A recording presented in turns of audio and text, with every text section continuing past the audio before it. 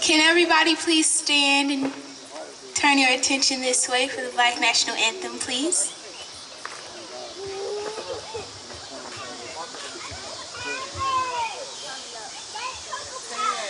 Lift every voice and sing till earth and heaven ring, ring with the harmonies of liberty. Let our rejoicing rise high as the listening skies. Let it resound loud as the rolling sea. Sing a song full of the faith that the dark past has taught us. Sing a song full of the hope that the present has brought us. Facing the rising sun of a new day begun. Let us march on till victory is won.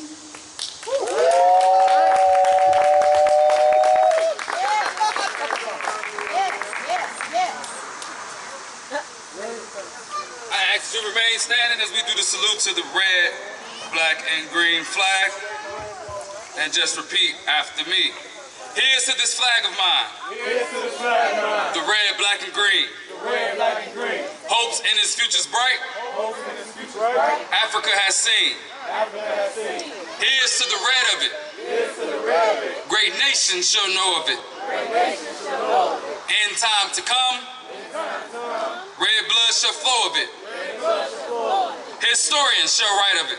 Historians shall write of it. Great flag of mine. Great flag of mine. Here's to the black of it. Here's to the black of it. 400 millions back of it. 400 million back of it. Whose destiny depends on it. Whose destiny depends on it. The red, black, and green of it. The red, black, and green of it. Oh, flag of mine. Oh, flag of mine. Here's to the green of it. Here's to the green of it. Young men and women shall dream of it. Young men and women shall dream of it. Face shots and shells for it. Face shots and shells for it. Waving so high. Waving so high. Here's to the whole of it. Here's to the whole of it. Colors bright and pole of it. Colors bright and bold of it. Pleased is my soul with it. Pleased is my soul with it. Regardless of what is told of it. Regardless of what is told of it. Thanks to God for giving it. Thanks to God for giving it. This great flag of mine. This great flag of mine. I would like to welcome you all to the State of Black Chicago, presented by the Toma Nation in collaboration with ABJ Millennial Tribe, the UNIA Division 41429, the OMIB, and many other organizations. We are just happy and thankful that you all have came and gathered with us. As we open, I am Minister Taharka J. Shakur, the Youth Minister of the Temple of Mercy Association, and I would just like to open with our unity prayer.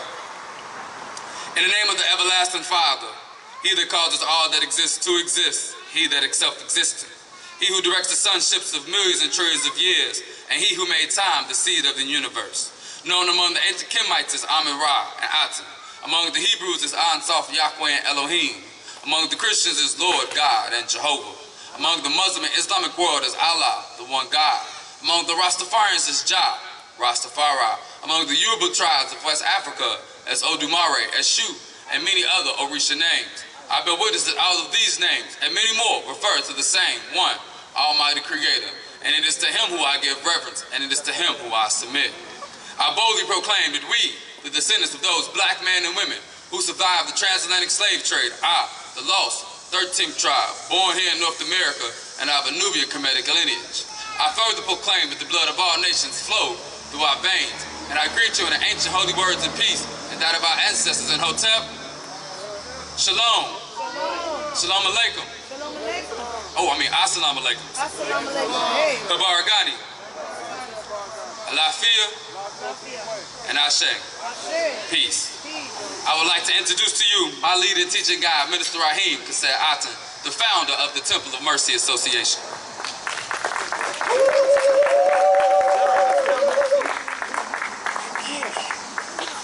Peace, peace, black power. Black power. Black power. Black power. Black power. Black power.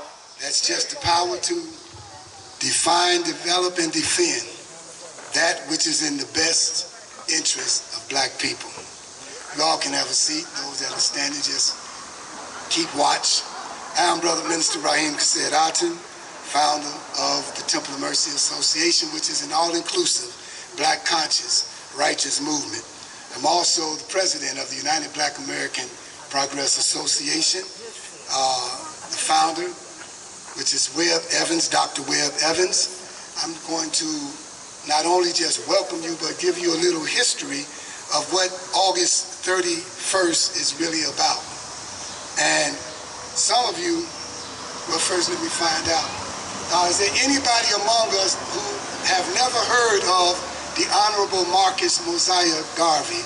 Would you raise your hand if you have never heard of the Honorable Marcus Mosiah Garvey? Yeah, well, he must call him by another name, because I know he knows. Millennials change everything, you know. They probably call him something else. Uncle Mark. But he the same thing. He said Uncle Mark. You see what I'm saying? But anyway, Marcus Garvey, you all, I'm going to tell you, that black man did some things that nobody have matched yet. When he came to America, which I need to be reading, he actually held a convention that lasts from August 1st to August 31st. I believe he should be in the Guinness Book of World Records, don't you? Do you know of any other convention that has lasted for 31 days? Come on now. Ever. All right? I don't know of one. But it wasn't just a convention to be having a convention. A lot came out of that convention. And I'm going to read something to you so you can understand why and what Garvey is about. He established the Universal Negro Improvement Association and African Communities League Global Government. The Honorable Marcus Mosiah Garvey and our ancestors worked 31 days straight in August of 1920, sun up to sundown, at that first international UNIA ACL convention in Harlem, New York. The first day of the convention was on August 1st, 1920. The convention opened at Madison Square Garden in New York City with over 25,000 Africans from around the world overfilled Madison Square Garden to be part of the Negro People's Plebiscite, a public declaration of a group of people wishing to form their own government. Their goal at the first International UNIA ACL Convention was to accomplish 5 things necessary to establish a race-first government that will look out for, that will defend, that will protect black people worldwide. A lot of us didn't know that. We have one of the presidents of the UNIA here among us right now. Division 429, his name is Brother Clyde Banks. Oh yeah, look at y'all see it? Here's the current president here in Chicago of that Division 429. I am a member of Division 429. And other members of the Toma Nation are part of the other division. There's another division. That brother will be here later on this evening. His name is Brother Marua. And he is the president of Division 401. And Brother Minister Taharka is a member of 401. Why am I saying this? One of the main ways we can unify is if other organizations take out membership in the next organization, and there's no beginning of unity. Just like right now, the Temple of Mercy works in conjunction with the ABJ. See, not only ABJ,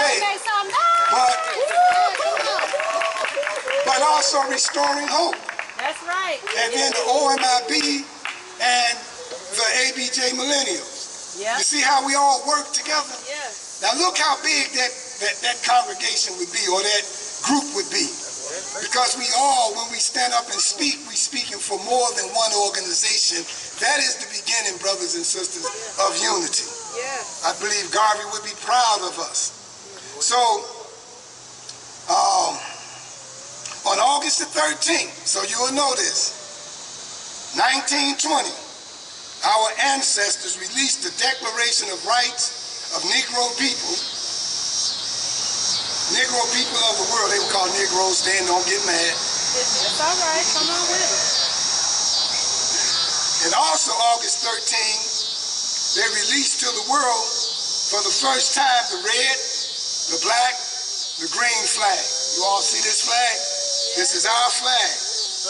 That's the flag for the first and only race and the first government for black people. The other requirement of a government, after having a flag, they created the UNIA-ACL Constitution. You need a constitution, you need a preamble, and you also need your own anthem. Now, I don't know who can sing that. They have an anthem. I don't sing it. If someone come out later on, somebody will be here. Okay, you'll be able to hear the anthem that goes with that government. See, everything is already in place. We don't have to reinvent the wheel. We got organizations and groups that can come together under this one flag. Not telling you to drop your flag, but to be just like the examples given in the whole world. When a visiting nation comes to visit another nation, they come with their flag, and you'll see the Garvey flag and their flag next to it. Then you sing their anthem, and you sing the Garvey anthem, and now that's the beginning of unity. We have to start operating in that same manner. The UNIA-ACL Constitution defines the laws, the rules, regulations of the government. The fifth works that our ancestors did in August 1920 at the first International Convention of the UNIA-ACL Convention is to obtain recognition from over 40 countries all over the world. Then on August 31st, today, 100 years ago, August 31st, today, our ancestors completed those requirements necessary to establish a world government for all Africans at home and abroad. Ever since that day, August 31st has been known as International African Independence Day. Give it up for Garvey and the work that they did and the reason why we are here. Now, we got to do better though. I know y'all gonna do him better than that. Come on, Come on, let's come on, get come up, on. get up for Garvey, get up. Let's pay homage. Let's do it right, y'all. Come on, That's now. right. That's right. We can't let his work be in vain. That's right. Thank And you so, all. Thank you. On this day, I need you all to commit that every year you need to make this, make it, not ask for it to be. We need to make this our holiday. All right. And we need to treat it like a holiday. Who do you know asked for the Polish holiday? Did they ask the government, can they have their holiday? Then why should we ask? There should be no school, no work, no sport, no play. We should all take off that day and recognize the International African Independence Day. So you need to commit to that. All right? Another thing, and Brother Reven, I think, will be here to say a little more about it. This is also the month where we recognize National Black Business Month. Y'all ever heard of that? National Black Business Month. And that this whole particular month is in honor of one of my mentors, Mr. Bob Black himself. That's exactly what I would have heard. Mr. Bob Black himself, Dr. Webb Evans. Give it up for Dr. Webb Evans. National Black Business Month is in his honor every year in August. So we're going to move right along, because what we did, we decided that we wanted to talk about something concrete on that day. Not just party, but because I know you've been seeing in the news all the rioting, all the looting, all the protests. You've been seeing all the police violence. I don't say brutality no more, because what they're doing is of a violent nature. We're seeing police violence and all kind of chaos in the midst of a coronavirus that they created, but God sanctioned, said, go ahead with it, because I'm going to use it to my benefit. You know God said that, don't you? I can show it to you in the Bible, but I ain't here to give you no scriptures right now. See me later, and I'll prove it to you. All right? So in the midst of all this, we want to talk about it, discuss it, and find out what type of solutions we're going to come up with. And some of the people that's going to come and talk to you is going to tell you what they are already doing. All right? We had a black business crawl throughout Chicago and all the different black businesses.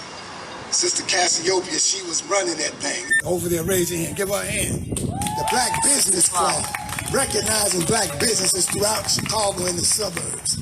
She's going to talk to you about that. And Dr. Evans said this.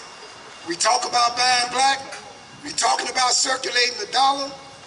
If we leave this particular, I'll call it a summit.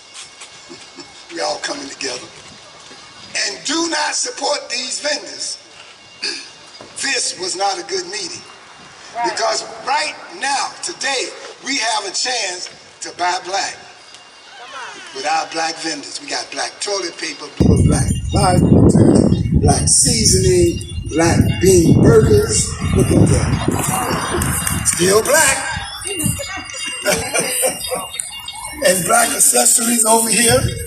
So once we do all this talking, let's do some walking. And Webb Evans' sister used to say, don't just live it. No, she said, don't just live it. Yeah, she said, don't just live it, live it. Right? I'm going to introduce to you a young lady who I met, who God put us together so that we can share ideas. For some strange reason, we didn't have to share too many ideas. Y'all say, wow, that ain't unity. It's a kind of unity you probably don't understand, because I didn't. Every time we met, she had an idea I already had. And every time I responded to try to say something different, it was something she went in her archives that she had already did. So we didn't have to really do nothing but just make it happen. No argument, make it happen. All right? And so we've been working together for a little while, and we're going to continue to work together because it was God, through her, that helped ignite or reignite the OMIB, the Original Men in Black, the Hospitality Patrol. Y'all see this nice little t-shirt? Yeah. You see a couple more t-shirts. But real soon they'll be in suits. You'll be seeing them in suits. They're gonna, y'all gonna love it. Let me tell you a little bit about Pastor Brady, because I can talk about her without reading this, but I want to stick to this for now. I'm gonna call her up. We're going to get started. The others will be here. They're getting off their job. I hate to tell you that, but that's what they told me. They come in here when they get off their job. Pastor Victoria, boy, she got the whole name up here. Pastor Victoria Carol Brady. That's my name. Amen. Is a minister, arts, and community activist, playwright, singer, artistic director and humanitarian. She is the founder and pastor of Restoring Hope Ministries International. She is the president and CEO of Annie B. Jones, which you heard me call it ABJ, Community Service, an institute of high-end arts and culture that was founded as a child welfare agency by her mother, Dr. Vivian R. Jones. Under Pastor Victoria's leadership, ABJ has transformed into a unique center for cross-generational arts, entrepreneurialism, culture, peace building, activism, and community empowerment. She holds a BA degree, it says she holds BA degrees with an S, in the music theater from Columbia College. That was my major, music theater. I act a little bit. I didn't do too good. I didn't do too good. Isaiah, did you hear that? You didn't hear the last part. I can work with you. Oh, no. I can work with you, trust me. No. I can only play a minister. I got some of That's those. the easy one. I got some Oh, I of could play a sax player too. those. That's it. I could do that real good. Remember the Mama Day story, Mama Day? That's okay, keep going. Okay. She holds BA degrees, Bachelor's of Arts, in music theater from Columbia College, same college I went to, and biblical studies from the International College of Bible Theology. She also holds a Master of Arts degree in Applied Professional Studies from DePaul University. As a singer, vocalist, Victoria has performed throughout the States and internationally. Yet, one of her greatest joys is serving as a visionary. Yes.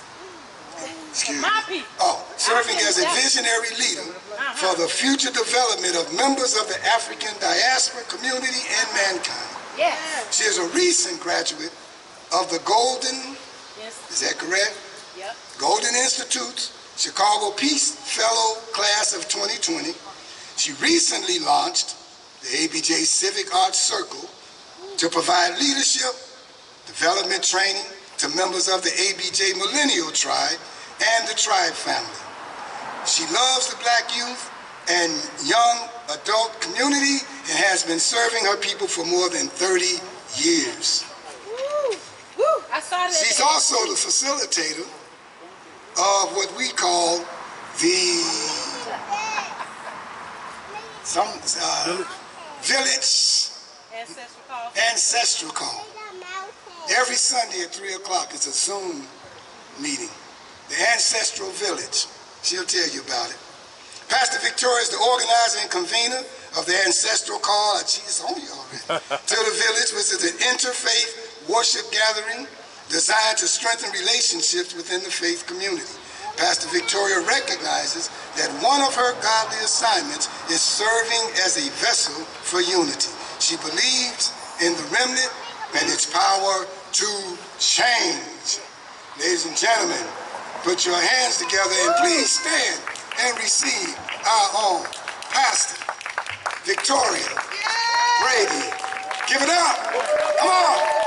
Come on. Come on. Love and peace. Love and peace. I like that bio. Who's that girl? Who's that girl that could have been traveling all over the world and doing a whole lot of other things and signing major record deals and all kind of things that decided that she chose to stay with amongst her people? Who is that girl? Who is that girl that dedicated her life and still dedicating her life to bringing people together, to make and actualize the things that Minister Raheem just talked about, unifying our people? Who is that girl? That's me. And I am so happy. I am so happy to be here today. 100 years, say what? 100 years? I understand that there's been parades for the Garvey movement, there's been parades. We need a parade. So we're gonna have to get past this, as they call it, pandemic, because we have to have We have to do this right, and we need to parade up and down the streets. Our young people need to know not only who we are, but all the things that we've done and continue to do. I am so happy to host this particular event. I've never done a Garvey event. This is my first one. As much as I have been able to do, and as many things as I have learned, it just goes to show that there's still more. Somebody say still more. Still more. Still more to learn. Still more to do. And still more to be. And to do it together. Together. Yes, thank you, thank you, thank you, thank you, thank you. I usually do not even give people my bios to read, but I have decided that people need to know my story too. At least a piece of it. Because somebody may be inspired. Somebody may say, oh, just like Minister said, I'm not a good actor. Well, you don't have to be a good actor to work with me, because I can bring it out. So it's important to tell our stories. It's important for people to know who we are. We got a media and other people that want to tell all these stories about us. But let us tell the story of ourselves. Let us talk about ourselves and who we are and what we do and what we contribute to our own community. So yes, I think I will have my bio read so that people will know who Pastor Victoria C. Brady is, and not from an egotistical standpoint, but just to say that I am a servant. I am a servant leader for my people, and I am doing it proudly, and I do it humbly, and I do it with great honor. So this evening we have a packed evening. This for the agenda, and what we're going to do is have this dialogue. And I'm so glad that there's so many of the younger ones out here amongst you. Some people say young people don't like to be called young. Some people don't like to be called millennial. Well, I don't know what to call y'all, because all y'all younger than me. So is it okay for me to just say y'all young? Do I have permission to just call y'all young? Do I have permission to just say y'all millennials? Nobody gonna get mad at me? Because I don't know what else to call you. I can say my babies, because I consider all of y'all. I adopted everybody. But we want to hear from you all. Beautiful smile, I love it. We want to hear from you all this evening. We know that when you come to these events, we tend to hijack it. Those of us that's a little bit more seasoned, because we have so much to say. We have so much passion. But we really want to hear from you. So the format is this. We're going to look at several topics, and we would like for you to weigh in and share your thoughts about these particular topics. And then someone from amongst us is going to come up and present on the topic. So first there'll be some open dialogue and discussion about the topic, and then those that have been doing some of the work through the month of August, they're going to come up and present, so that we can make it very clear that not only are we bringing up these issues, but we as a community are working on these issues. We are actually doing things. So with that being said, Kevin, can you come here, please? Thank you. With that being said, we're going to begin with the first topic, and I'm so happy to hear about the black crawl that took place. Thank you. So the first one is Black economics, the Black economic revitalization. As a matter of fact, I'm going to skip that one just for a moment or two, because I recognize that a couple of the presenters are not here just yet. So we don't want to have to circle back. Yes, I know Sister Cassie's here, but I believe we also have Brother Reven that speaks on this one. He's just pulling off. He's not feeling well. So we could go with the first topic? Okay. So he is here, but he won't be presenting this evening. So the first topic is Black economic revitalization, and then we also are going to touch on briefly the 1619 Rapid Relief Executive Order. The 1619 Rapid Relief Executive Order. So the question for the young people, the millennials, the younger ones of you, and we'd like to have you weigh in on this, is with all the protesting, rioting, looting, and community devastation of businesses, what should we be doing to revitalize our community economically? With all the protesting, rioting, looting, and community devastation of businesses, what should we be doing to revitalize our community economically? And we would like for the ones of you that fall within that 18 up to at least 35-year-old range, we'd like to hear from you first. What are some of the things that we should be doing economically to restore ourselves and revitalize our community? I'm gonna just say, it's AP, founder of Die Hard 4400, Divine Individuals Expand, helping all reach destiny. Also, a member of the In Progress Coalition that's here at ABJ. And my recommendation would be for all the businesses we tearing them up, if they move out, buy in.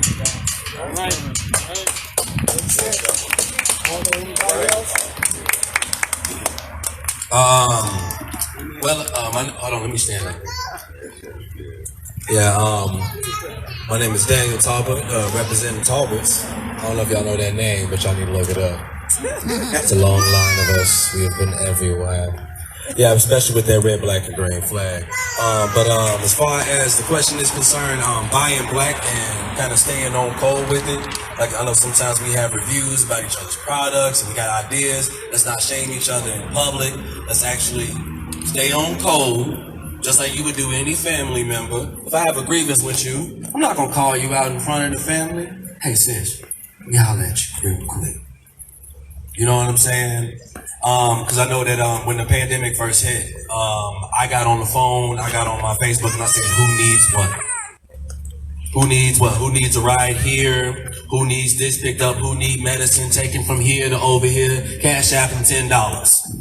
You know what I'm saying? I had a fleet of 4 drivers. I have a couple of people here that were my drivers, and some people here that I delivered to from the comfort of my own home.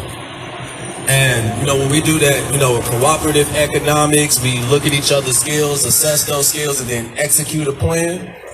It's not ego, it's we go. We in there.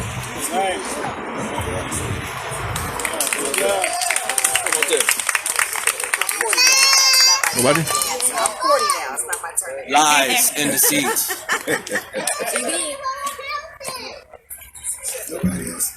No. Lavelle wants to say something. Is your hand up? Oh, I didn't see that. He's behind me.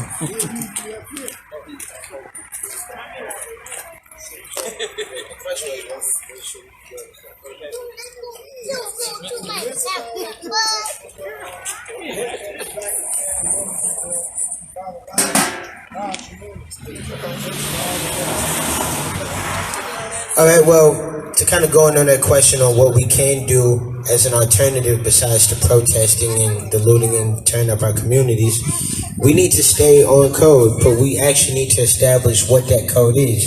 You know, we hear a lot of people say, black people stay on code, but what actually is that code? And we know that economics is a major part of one of the turmoils that we see in our communities.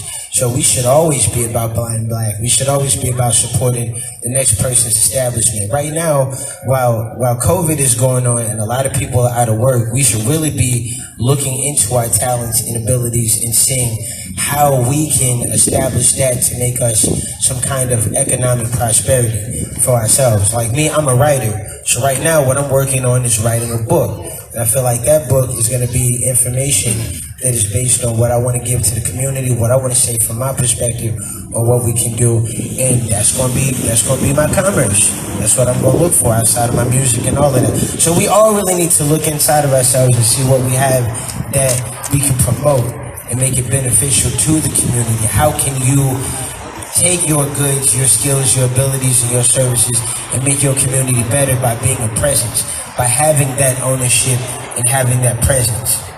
And I'm leaving it at that.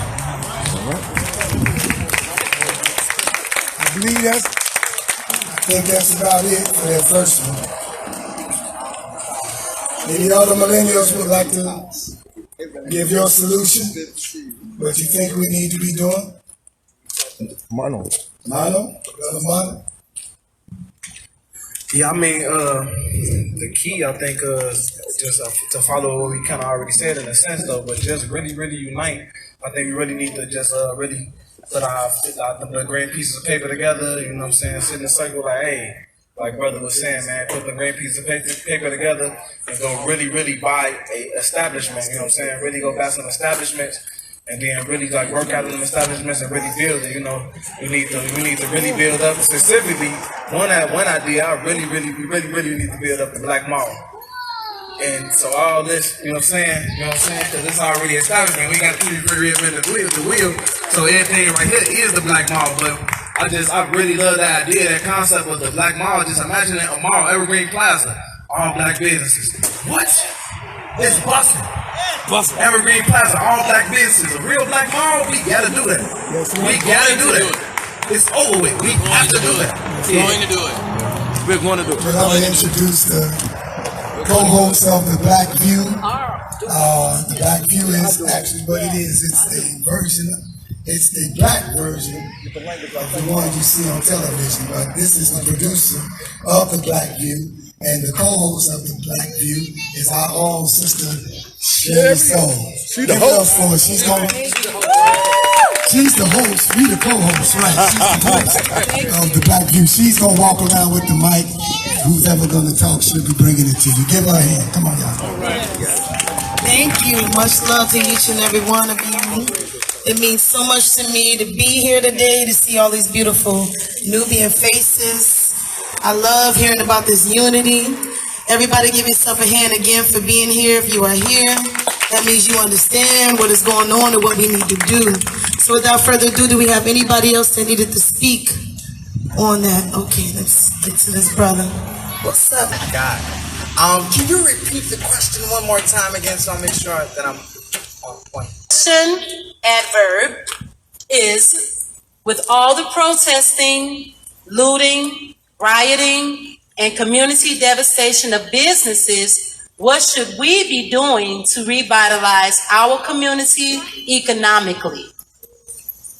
I figured that's what the question was. That's what y'all answer sounded like. But I think one thing that we have to realize is that online is the way. I think we learned that when COVID hit. Online is the way. Convenience in this world. So I think we definitely have to look at more ways of how do we connect online? How do we get our business up and running online and actually moving? Like I not only see a Black Mall, I see a Black Amazon. So I think those are different avenues that we can use. Most millennials don't stay at a job like 30, 40 years. I know because I done switched a couple times in the last year. But having stuff like apps and different things like that where people can jump on the app, they can deliver different things or they can pick people up. Black Uber, Black Lyft, like these are the new ways of the future. This is what youth are doing to make money. So in order to actually even help our community, not only on an economic standpoint, but as far as all the other stresses in our community, if we had different avenues like that were online where people can have it now, we're in the time of now with our generation. So I think that would definitely help boost all of us up. Just learning the technology that is available and putting our things online. Thank you, Evelyn. All right. Great answer. Anyone else? Okay. Well, before you go ahead. 1 second, brother. The best money you can make is money you're making while you sleep. Imagine waking up and you like, swear. Just want to say that. Agreed. And before I give the mic to the brother, since I'm technically a millennial, I would say to piggyback off of everything that everyone said, that it is imperative that we utilize our resources. And I have to use that advice myself. That means that when we have someone like he just mentioned, a sister like Cassie, who is building something like a Black Amazon, it is imperative that we talk to the people, tell them what we are interested in, and let's not only see what resource we could be for everybody else, but utilize our resources. Don't forget those that are able to help facilitate your journey in your own business. And yeah, keep supporting your Black vendors. I have my own jewelry. I made this 2016. I made the rings and on my hand. I made the earrings that I have on. And that's Sherry. So I made the ring. He has on Sherry Soul Designs. And so I love it. I love it when people support me. It feels so good. And I want to also support any and everybody that I see. We might not all be in a position sometimes, but a little bit goes a long way. So like everyone says, support our Black vendors. And much love to each and every one of you. I'm going to get to this brother right here. Greetings, everyone. My name is Clyde Banks. As Minister Rahim had mentioned, I'm the president of UNIA Division 429.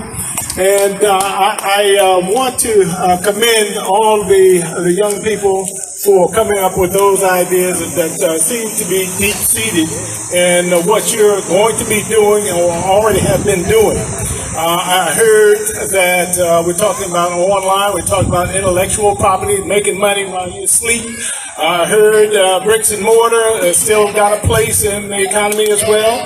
I think we got to have a face sometimes where people are congregating and where people travel to and from to see some bricks and mortar as well. So I think all of those ideas are great.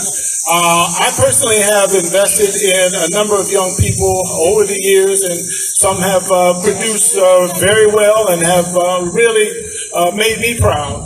Others have not been able to stick with it for whatever reason, but I think the key is to reach out to some of the elders that you know in your community and make sure that we're collaborating with you, because you all have the energy, the ideas, what the social media is all about in terms of how to utilize that to our advantage.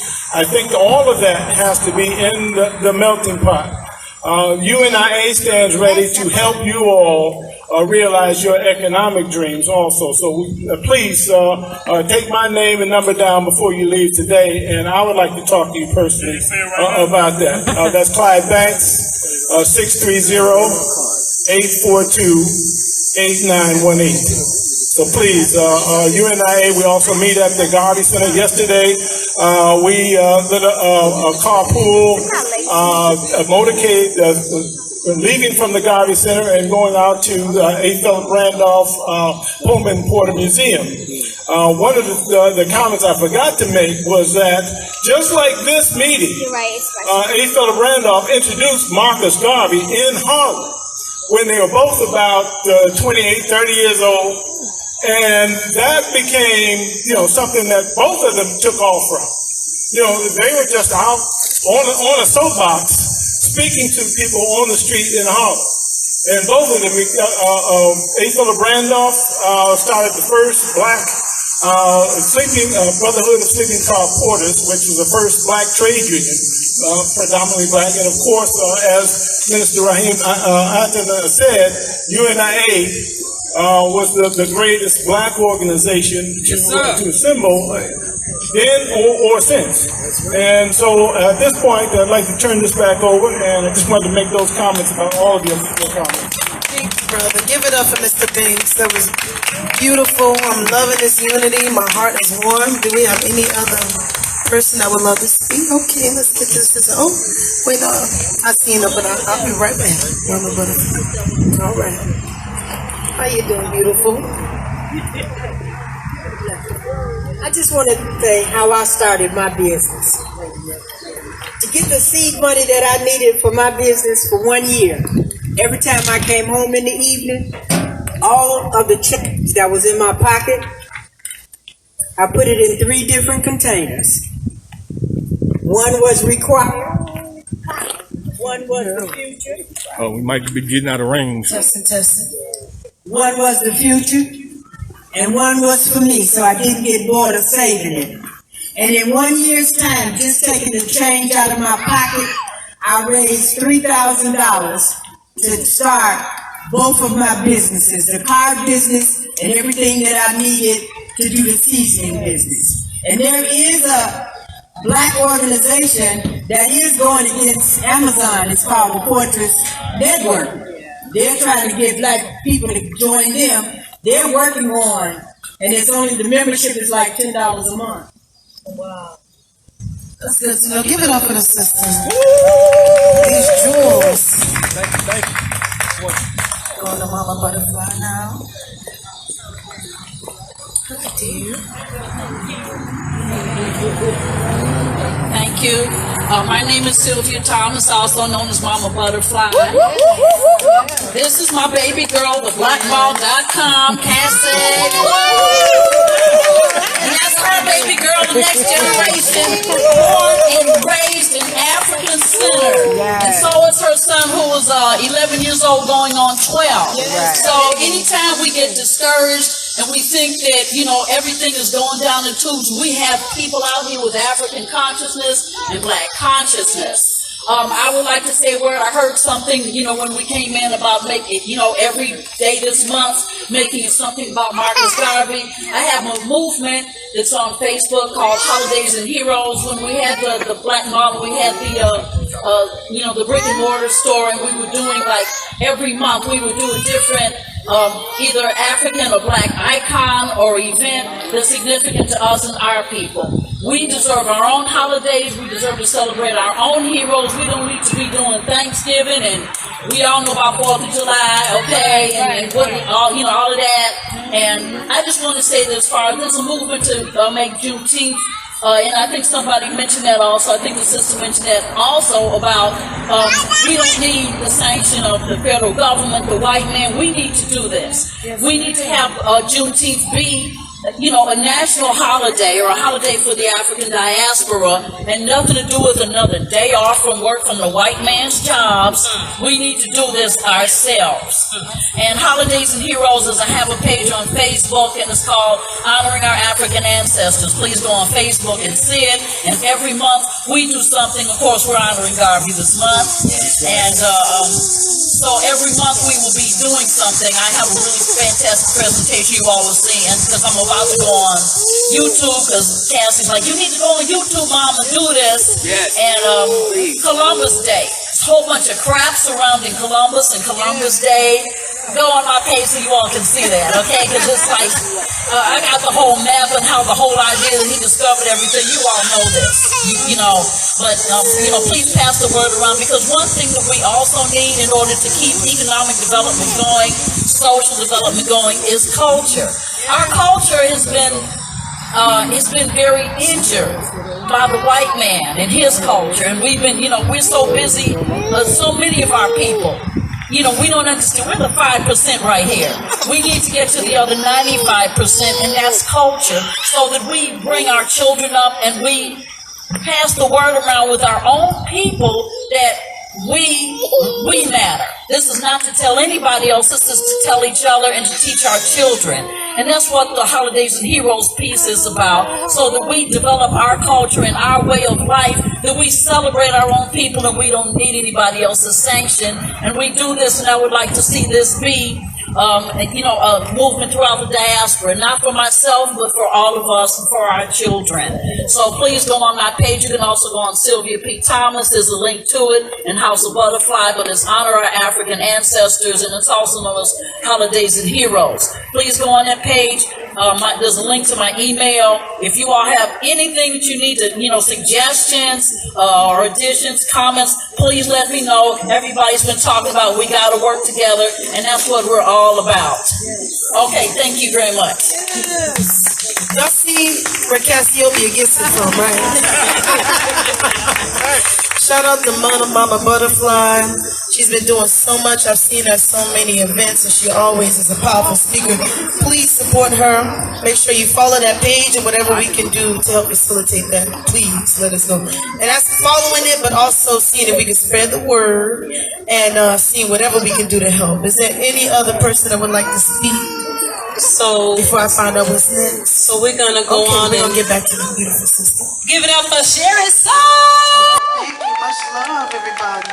Loving that voice, that speaking and singing voice.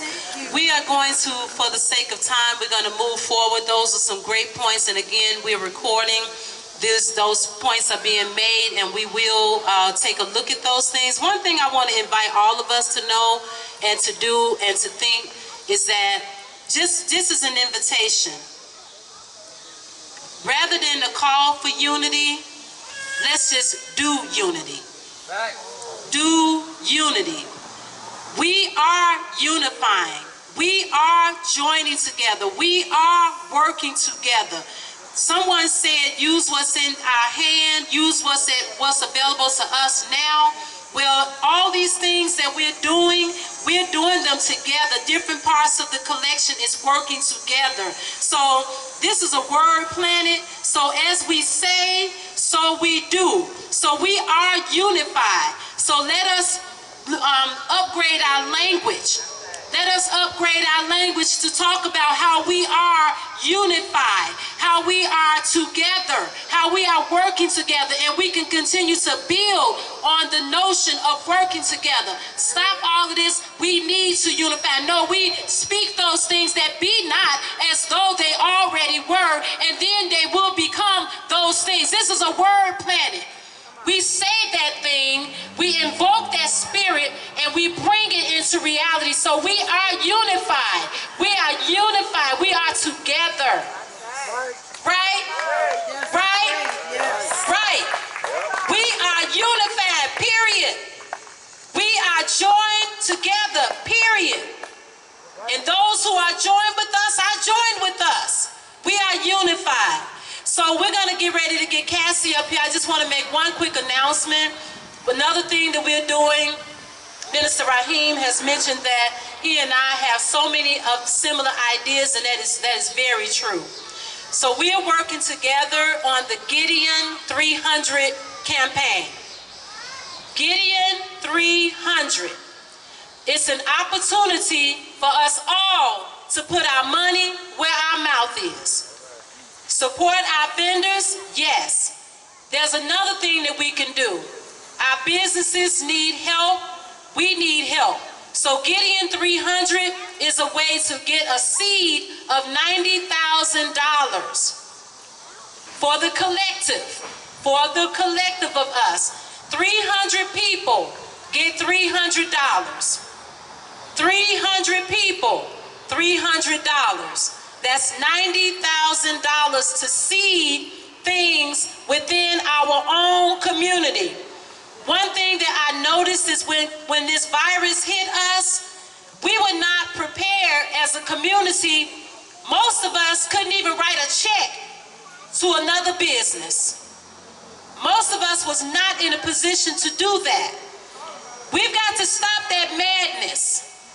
All of these relief funds and these relief dollars and the grants and the loans, that's a beautiful thing.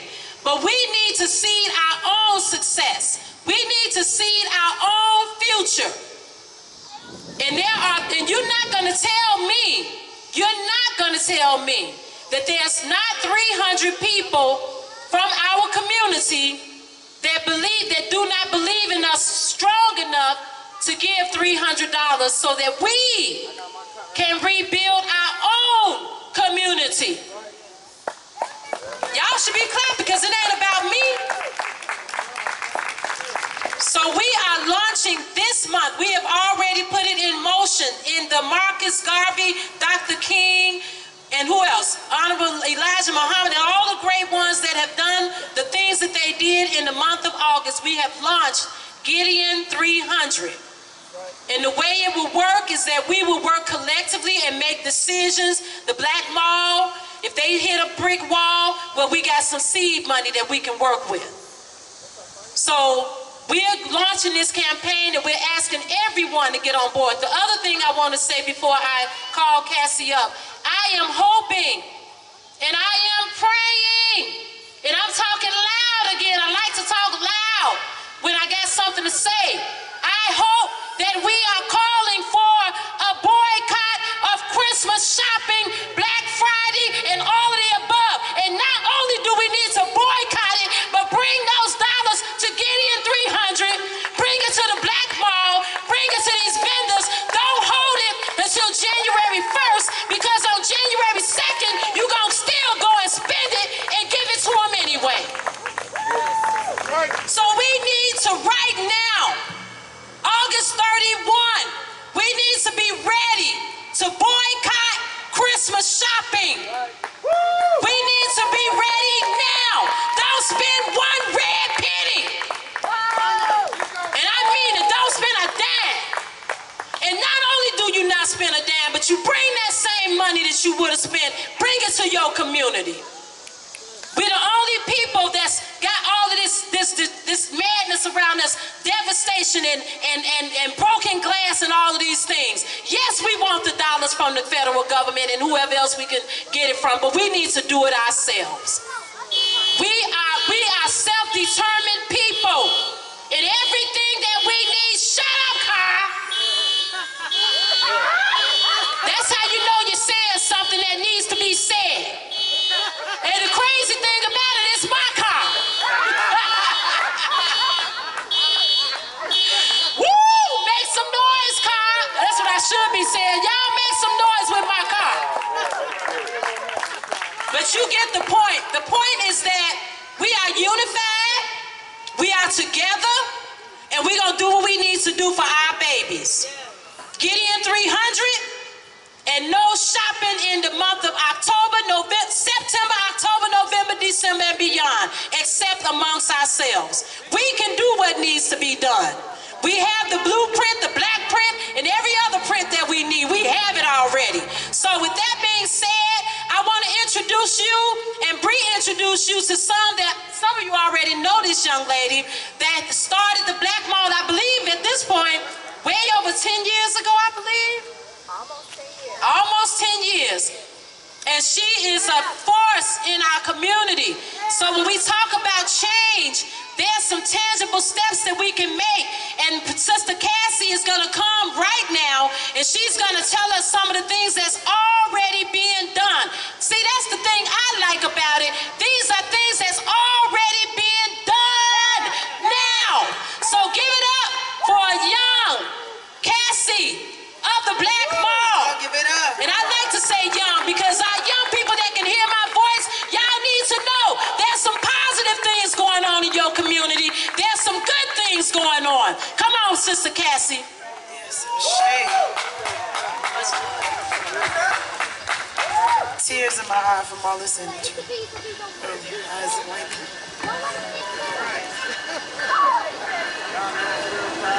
And right after Cassie, we're gonna eat.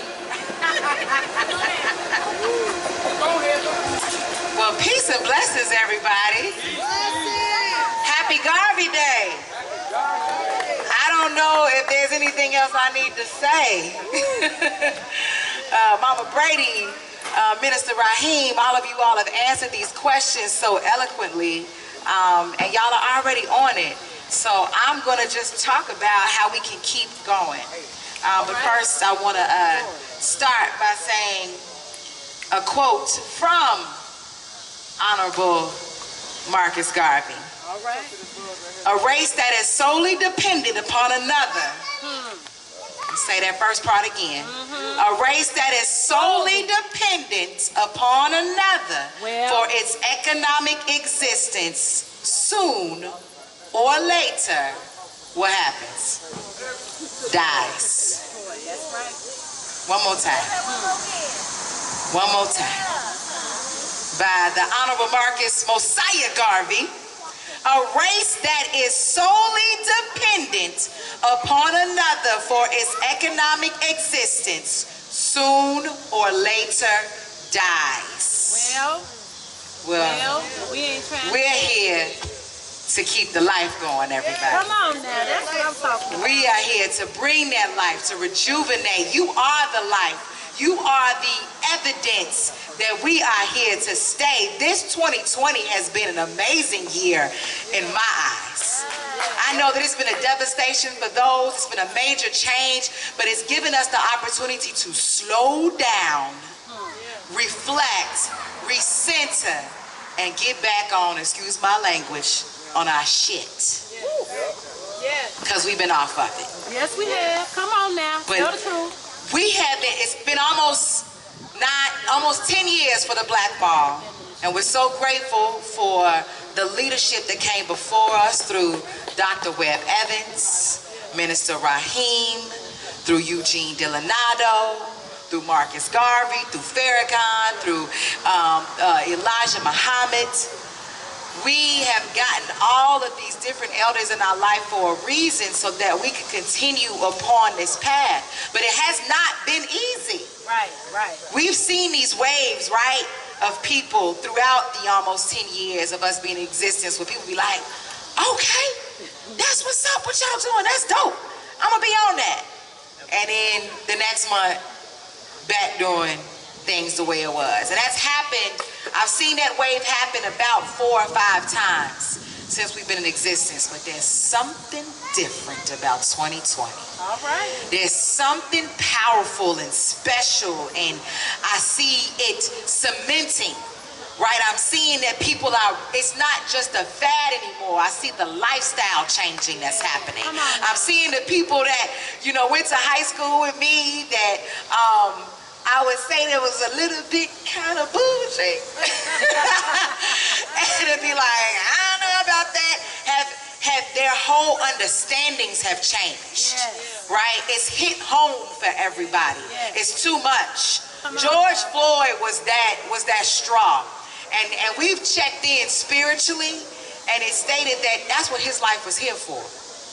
He is a real martyr. And I'm not really big on celebrating martyrs, because we kind of get caught up in the glory of being the one that puts their life on the line, and then we lose another brother, you know, or another sister that's not going to be able to raise their children, and then now they got to start back at 0 or behind 0 on the negative again. But this one, there was something very spiritual about it, and I really see things changing for the better and for the progressive for our people. So can we give it up for ourselves? Can we give it up for our people? Can we give it up for this globe? Can we give it up for major change that is happening, and that we're not going to look back ever again? Come on now. So our job through the Black Mall is to help you make buying black and economic development and investments a part of your muscle memory. We're here to ingrain it into your DNA, so that when you get up in the morning, you say, I gotta go and get some milk and some butter and some bread. I gotta get it from a black-owned business, right? I need to go and get those new kicks. Even if you gotta still get Nikes, I'm gonna get it from Success. Well, that's a black-owned athletic apparel store that's sitting right next to Ja Grill that actually got looted. So I need y'all to step out and go see them, right? Or go to Fashion Geek, or go to Leaders, because at least you're going to get them Jordans. You're going to get it from them. And because they are a black institution and employs people that look just like you. Right? We know that poverty and crime are linked. So when it really boils down to it, we don't have a violence issue. We got a poverty and economic issue.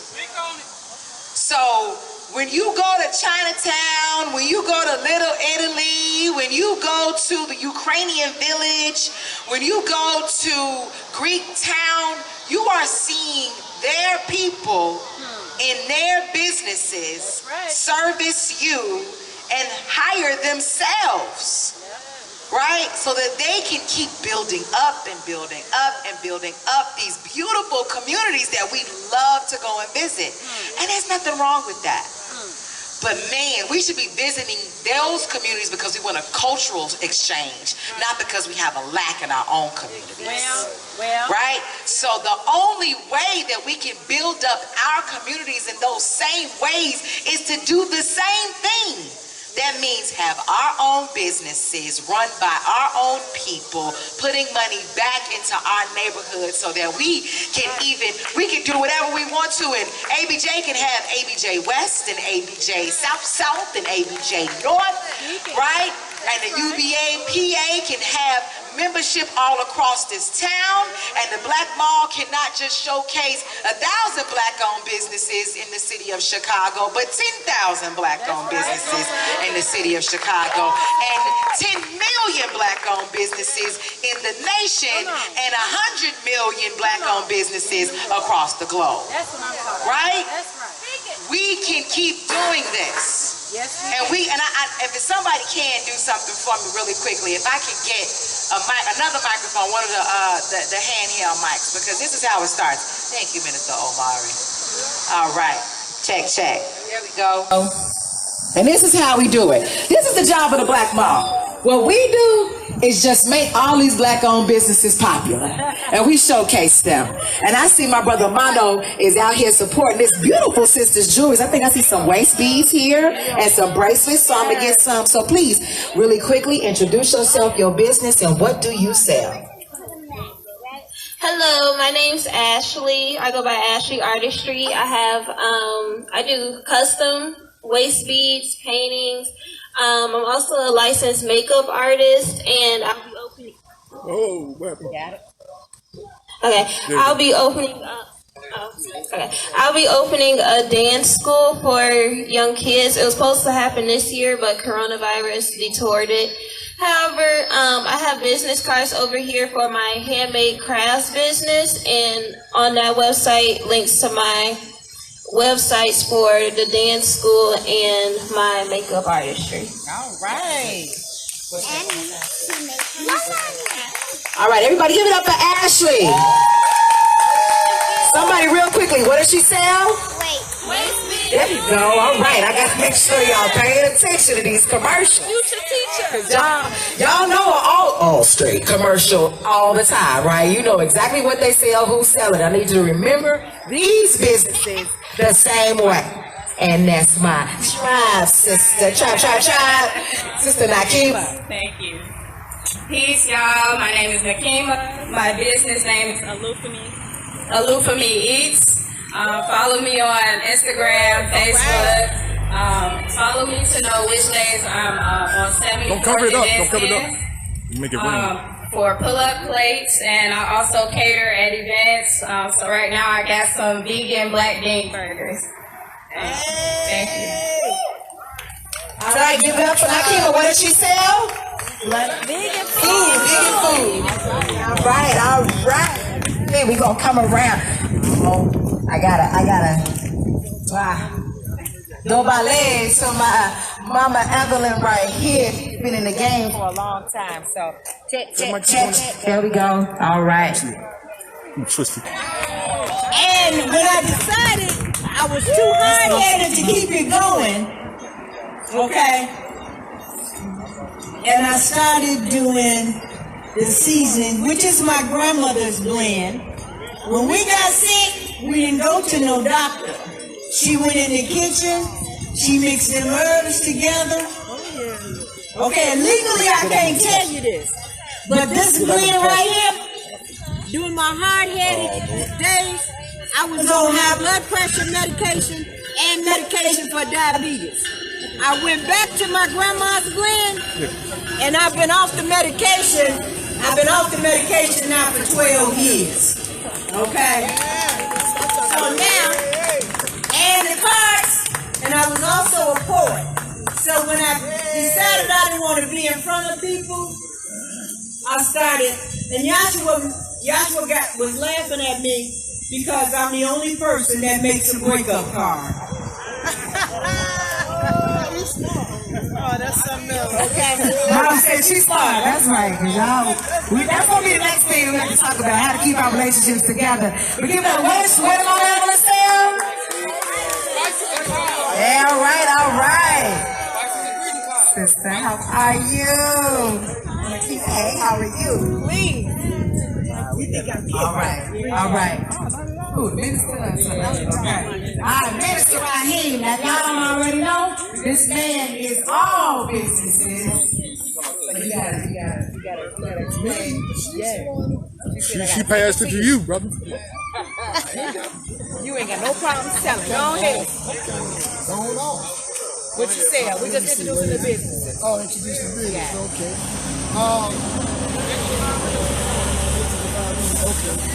Oh yeah, we got our health products over here. Nature's Divine Remedy is the name of the store. We have products with brand names from Total Life Changes and some other products from another brand called Nature's Sunshine. But on this table we have Total Life Changes. We have a detox tea. You boil it, let it steam for 8 hours, and it gets rid of all the slugs in your system, the parasites. One thing I want to tell you, and then I'm going to keep it going. Every virus needs a host. Most people don't understand that the coronavirus needs a host. And we think that the host is you. But the host are the parasites that are in you. And so what we need to do is get a parasite cleanse. And this IASO tea will get rid of those parasites. Right? And so we also have the instant IASO tea that you put in an 8 or 16 ounce bottle, shake it up, drink it. Get rid of all that sludge, get rid of those parasites. Also, if you're taking a water pill, you can throw that away because it'll drain the water out your fingers and your toes and stuff, your knees and whatnot. So just come to the table, see my wife, and she'll take care of it. Also got vitamins, liquid vitamins. Okay. What did he sell? What did they sell? Tea. All right. Okay, now we got Brother Khalil, and this is a business that has gone through intergenerational wealth, right? Passed down from the father to the son, which is extremely important. Go ahead. How's everybody doing today? All right, my name is Brother Khalil Lofton. I am the CEO of Wholesale Direct to You, and we are based out of Chicago. We also sell black-owned toilet paper, black-owned laundry detergent, and fabric softener as well.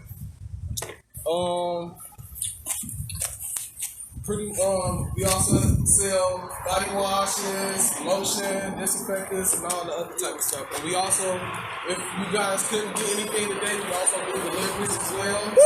Deliveries, and that's pretty much it. Give it up for the young youth businesses, right? Now, this is what I'm going to do today as a gift from the Black Mall to you all. If you already follow the Black Mall, thank you. But if you aren't, the first person to follow, here's what I'll do. I'll do two. The first person to follow the Black Mall, if you aren't already following the Black Mall, on Instagram, we're going to give $10 for you to go and shop wherever you want.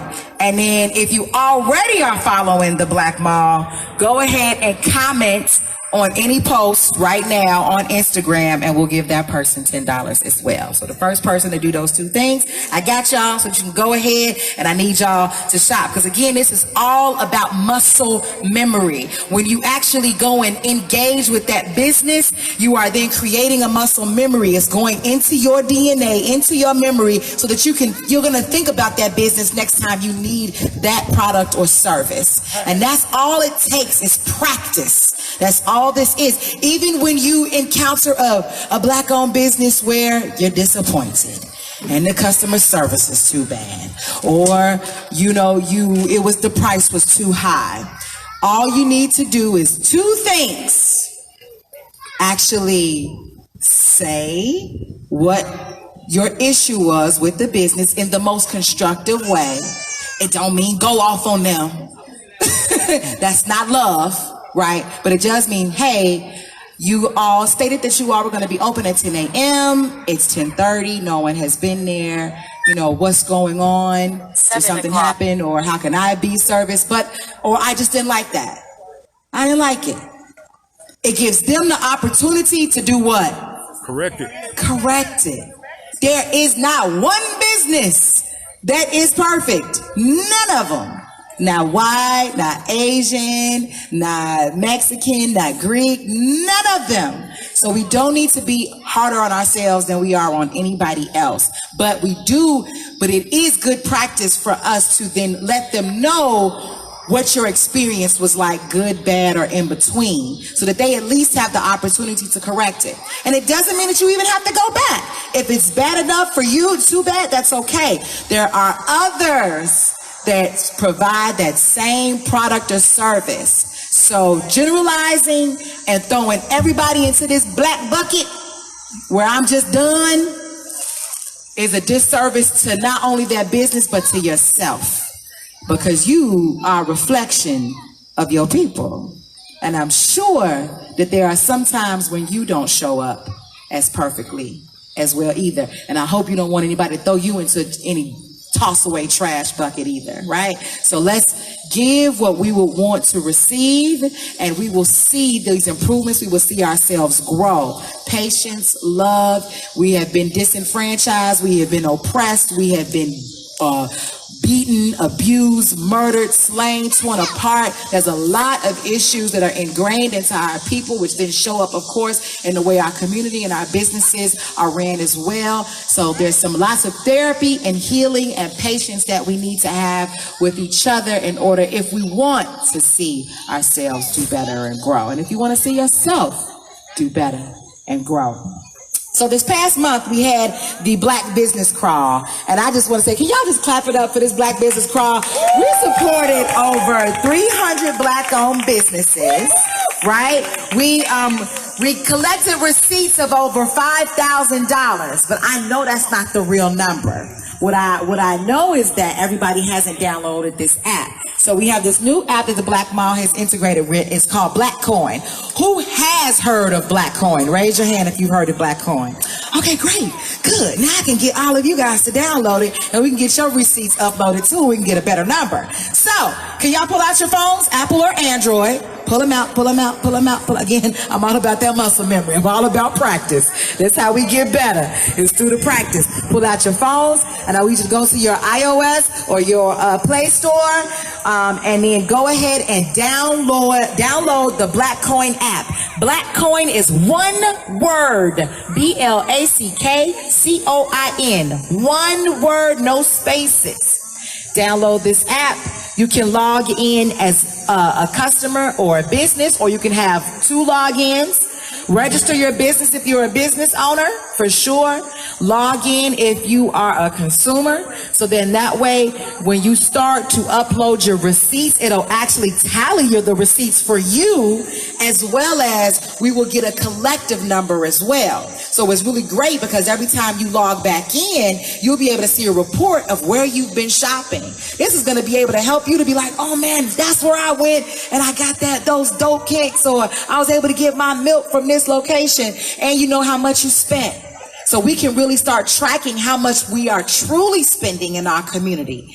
It is stated that we have a 1.3 trillion buying power, but our money doesn't even stay in our own community for a day. It says we don't even make it past 6 hours. We're going to debunk that. We're going to debunk that, right? They say that the Asians spend 27 days out of 30, the Jewish do it 17 days out of 30, and that we only do it 6 hours out of 30. We don't even make it a whole day. I ain't on that. I don't believe that. We're going to track our own numbers, get our own data, and be able to find out how much we are spending in our community ourselves. We will have it, and then you'll have it for yourself. So please, who's downloading? Who's downloading it? Are y'all downloading it? All right. All right now. Okay now. How much? You know how much you spending so far? I spent about 65. All right. I gotta add to my receipts. Okay, give it. Very easy. The app is really amazing. Nice. It's pretty dope. Thank you. Fallon was one of our ambassadors for the Black Business Crawl. I think I just saw Chrissy. Chrissy's one of our ambassadors for the Black Business Crawl as well. Thank you. Thank y'all so much. They were helping leading people to different businesses.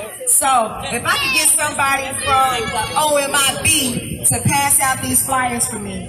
So what these are some of the locations. We covered 5 sides of Chicago, north, south, east, west, and the south suburbs. And then, so there's one of each, so I'm going to get one of each. Whatever. It'll be 5. They'll have 5 total. Yep, I don't have it for everything. And We at each side, we hit like about 3 to 4 neighborhoods per side of town. Did y'all know that up north, Rogers Park, Uptown, Edgewater, have like over 100 black-owned businesses up there? Black-owned businesses up there. So you'll see I have those lists listed. So our good brother Mano is passing out the flyers. Please take one of each. And we have way more of these individual cards on our website, theblackmall.com. He's got this. These are my I'm gonna give him back. On theblackmall.com, and then click on the Black Business Crawl, and you'll be able to see everywhere we went, plus some online businesses that aren't necessarily on the flyer. So that's what we were doing. We went every Saturday to a different neighborhood. Groups of people were with us, and we shopped together. We had an amazing time, a great time. And the South suburbs is actually kick it. Like, they have lots of amazing black-owned businesses, guys. So there's so much to discover. It's such a joy to be able to find all these businesses, share them with you all, and for you all to also go and visit them. So please keep tracking your spending on this Black Coin app so that we can know what's going on, and then we can also find out where we're missing certain businesses. We found out that in Illinois there are only 3 black-owned liquor stores out of all of Illinois. And in liquor, stores are an essential. They have been deemed an essential during the pandemic. Y'all know it because you know that was one of the only things that was not closed down. They never closed. Right? Because people need therapy. We gotta have some other types of therapy too, but you know, right now. So that's a $60 billion industry. And it's only 3 black-owned liquor stores in the whole state of Illinois. Kim Bark Liquors in Hyde Park. We got the new Emporium that's only been open for 4 weeks. And then D&J Liquors on 79th in Vernon. What? That's the only out of the entire state. And only 2 gas stations in the entire state. Sitco Gibson's in Phoenix, Illinois, which is right next door to Harvey. It's on 152nd and Halsted, and then one in Kankakee. So this is why it's important for us to track our spending, because then it lets us know what industries that we need to start investing in, the businesses we need to get into. So that's what this has been about. And now, though, we did this whole big Black Business Crawl, we are going to be continuing the crawl, but we're going to be doing it on a hyper-focused level. So we're going to do 1 area per month. Hyper-focused, interview these businesses, take a Black Business Crawl trip, keep showcasing different businesses to you all every week from one area so that you can become very familiar with them intimately. Because it was told to us spiritually that economics, business development for our community is not just about the money flow. It's a spiritual exchange as well. Our people do things differently, and we're going to help bring this earth back to balance. Capitalism has taken over, and it's made people become impoverished. It's made the continent of Africa become desolate in certain areas. We're going to bring that balance back by making it also a spiritual exchange. So it's been told to us that that's what we have to do, and we're going to be obedient, and we're so happy to do so. The only other thing I want to leave you all with is that I hope that you all are getting into business. I am loving this GIDEON Act that you all have put together, and we would love to help champion that with you all. And I would like to say, though, business education is a necessity. And if I can say this, and I apologize again, excuse my French. No, and I think Fallon knows what I'm about to say. Where's she at? No more what? No more nigga business. That means when we're only hustling, we don't see a vision. When you have an idea, that is a beautiful gift, but a vision is legacy. That's going to take us the long haul. This is when we start planning 20 years down the road. When they are changing over the east side, and when they are building up these different neighborhoods, and you start seeing these huge buildings in Hyde Park come together like skyscrapers, like we're downtown, those are 20-year developments at least. At least. So let's start writing our business plans. Let's start seeing further division. Let's start testing our markets. Let's start getting that seed money before we just jump out into business. Let's make sure that the business is viable. We had to do it. It was amazing that we were able to have the store. Now, we still have the building, and I'm proud to say we did our job. Y'all saw me crying on Facebook last year. Embarrassing. But I had to do it. I had to be vulnerable in that way. And I had to tuck my own tail, see where my own ego was above me and where it was hindering the business. Go take those business classes. Be quiet for a year while I heard everybody. What y'all doing? What's happening? Where the store at? Y'all coming back? What's going on? Y'all just fell out? What's good? Had to just, hey, it's coming, and be okay with that. And then now we've been able to get those grants. We've been able to get the funding. We've been able to get the support. We've been able to get the collaborations where now we're going to start the demolition and the construction on 79th and Rhodes. And we got that Black Amazon coming because we're developing a fulfillment center because online is the way. And we got all of these amazing Black-owned businesses. Y'all need a place to be able to package them and ship them out and get them into the people's hands. So I love y'all. I thank y'all so much for all the support that you all have given us to us with unconditionally. We are so grateful and we are so thankful. We give thanks every day. I am so grateful to you, Mama Brady, to Minister Raheem, to Brother Clyde, and of course to my mother who have planted that seed inside of me. My partner, he's finally coming this way. My boo, my love, my fiance. Doing this together, our baby girl, she's finally sleeping. So I appreciate you all listening.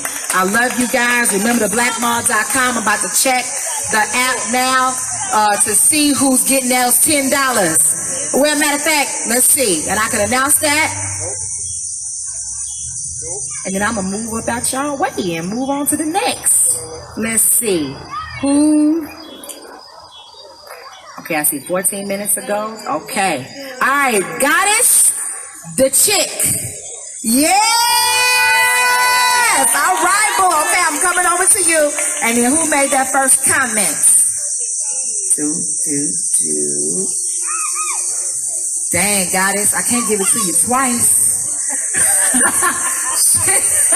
She followed and commented. She's like, I'm getting both of those. So I got Art of Picasso. Who's Art of Picasso? All right now, give it up, guys. So I'm about to come to y'all, and y'all tell me what y'all want to get. All right? Peace and blessings, everybody. Thank you all for listening. Download the app, follow theblackmall.com.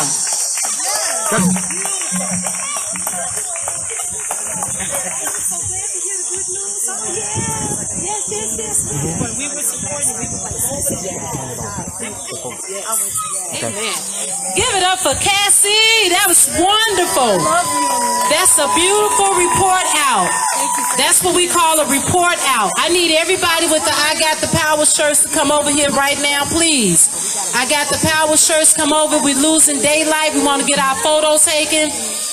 Please, Nakima, save some of those veggie burgers for the group. We're going to take our photo right quick. The ones of you that are going to eat, if you're a meat eater, please go to the table and you can be served. Those that are doing vegetarian, just hold on for a moment. We're going to ask if you want turkey. It's all turkey. That's the only type of meat that's over there, turkey based. We're asking you to go to the orange table, get your food, have a seat. We're going to continue the program. I Got the Power. I need you over here right now. Aaron, I need you, please. And then we'll be right back with you. That was an excellent report out on the economics. So, excellent. Sherry Soul. Absolutely. Y'all, I was crying earlier after hearing all of these powerful suggestions on how we can keep this black economics going, how we can keep that power and that love circulating. I have to leave y'all. I'm hoping that you guys are sticking around. I got to teach a 30-minute class. But I love y'all. I wanted to mention to you guys, I don't know if y'all know it, but your friendly neighborhood singer is the lead character of the new Wiz movie. All right. That unfortunately is coming out around the pagan holiday, but that's another thing. But I start filming again September 5th. That's Saturday, and I am the main character. I am Dorothy. Yes. But Diane, to be specific, that's the name of her. Paying homage to Diane Carroll. I wanna. Okay, so I'm gonna let them get that picture with the shirt. But I love when people sing together. So can we say this? Red, black, and green. If you think about it, you know what I mean. Can y'all say that? 5, let's go. Red, black, and green. If you think about it, you know what I mean. Let me hear y'all again. Let's go. Red, black, and green. If you think about it, you know what I mean. One more. Let's make it loud. Red, black, and green. If you think about it, you know what I mean. That's what I'm talking about. Y'all give it up for Miss Brady, for the Black View, for OMIB, for all of the organizations and the vendors and the people here. Everybody stick around, show love, and I thank you. I'm Sherry Soul. Peace. So we're only going to have 2 millennials to speak, and then we will have the presenter. We're going to have 2 millennials to answer this question, and then we're going to have the presenter.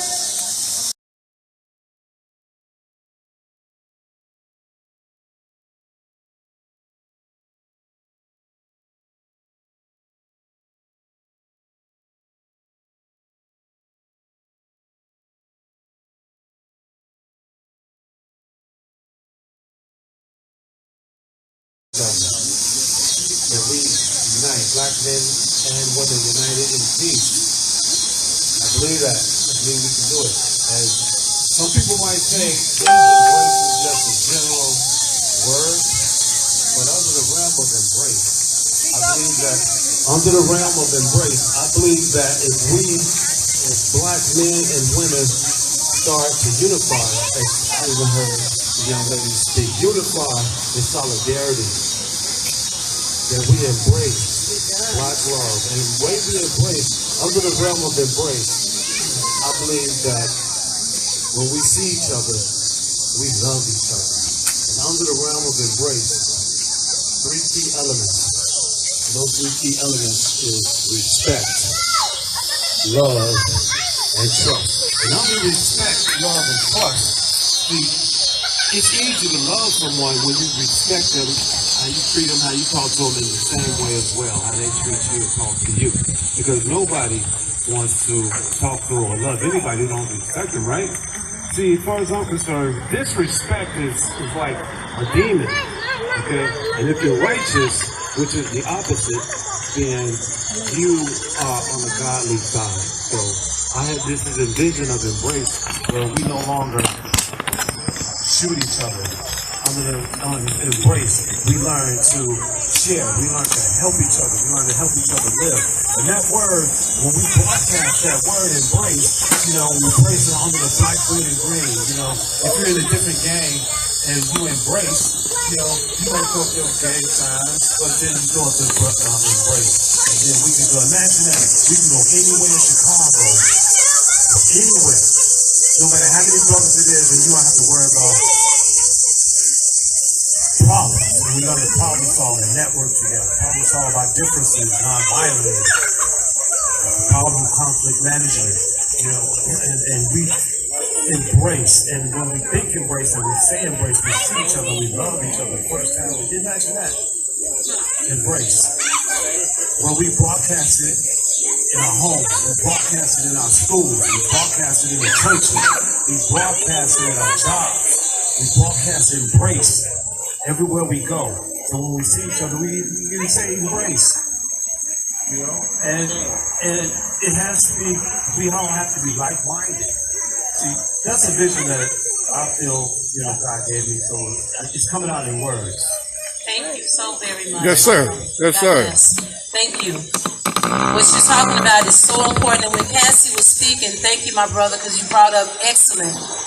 And when Cassie was speaking and she was talking about not being so hard on the businesses, the word that has really been resonating with me lately is grace. We know we say love, and that's wonderful. It all begins with love, but having grace for one another. Just allowing grace, because we are hurting and have been tremendously devastated as a community. So thank you so much for those comments. Those are all centered around things that we can do now and things that we in fact are doing. So our presenters for this segment, and we only have one more segment that's coming up. And this segment we have New Era Chicago, and we have New Era Chicago, the Chicago chapter, of course, and that is President Eric Mobley. He will be coming to speak on behalf, and I believe I'm understanding that he's the previous president, the current president.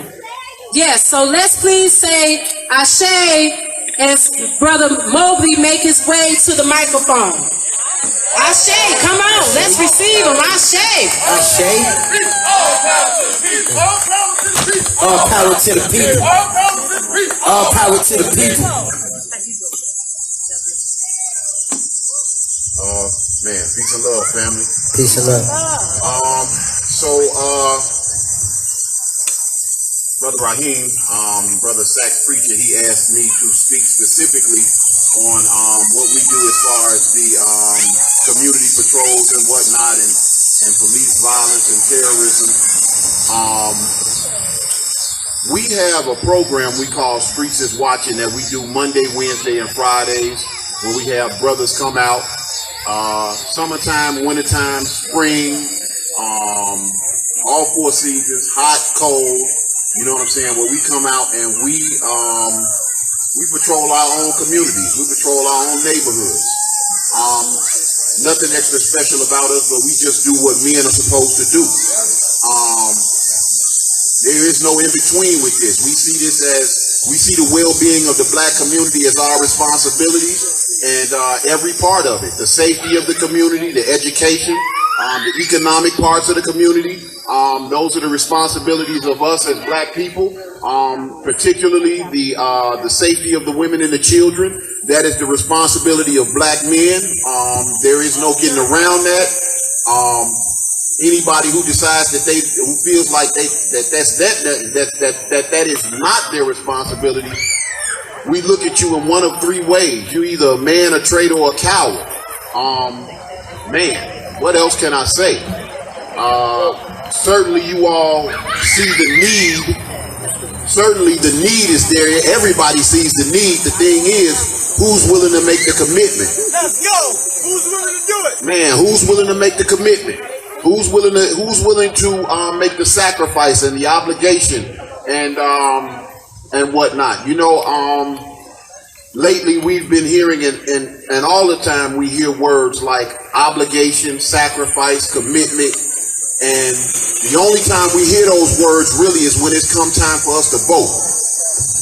And I say that the reason that we hear those words so much is because voting doesn't require any of that. Voting doesn't require any real commitment. It don't require no real sacrifice. It don't require no obligation. You know what I'm saying? You stand in line for a few minutes or maybe a couple hours and you mark a box.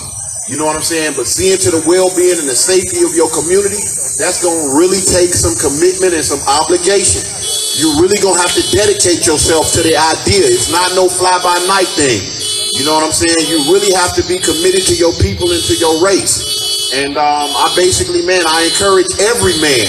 I encourage every man, every able-bodied man should be taking on that responsibility. Every man in the community should be taking on the responsibility of seeing to the safety and the well-being of the residents. We have to understand that the people who do exist in our communities, the people whose job it is to to protect and serve us. You know, that's different. It's our responsibility. And you have to understand that the zeal and enthusiasm that they have for enforcing the law in your communities is not really tied to a desire to really see you overcome. You know what I'm saying? It's not tied to a desire to really see the black community thrive. That should be our desire, and we're gonna have to put the work in behind that. That's right. Man, that's pretty much all I got to say. Listen, like I said, we do this every Monday, Wednesday, and Friday. If you are interested, or you know anybody of like mind that want to come link up with us, we got information or whatnot. Man, that's pretty much all I got to say. Black man, your race needs you. All power to the people. All power to the people. Thank you.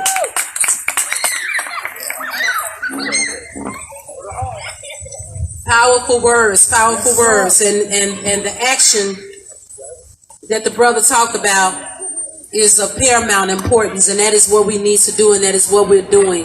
So thank you, Brother Mobley. We appreciate you in New Era Chicago and all that you're doing to hold it down. Thank you so much. Now we're going to have Minister Taharka J. Shakur. He's going to come and speak on behalf of the original Men in Black. He's from the Temple of Mercy Association, and I believe is he nearby? Oh, I thought he was running to get you. Come on, you all, let's say a big ashe for the young minister, Minister Taharka.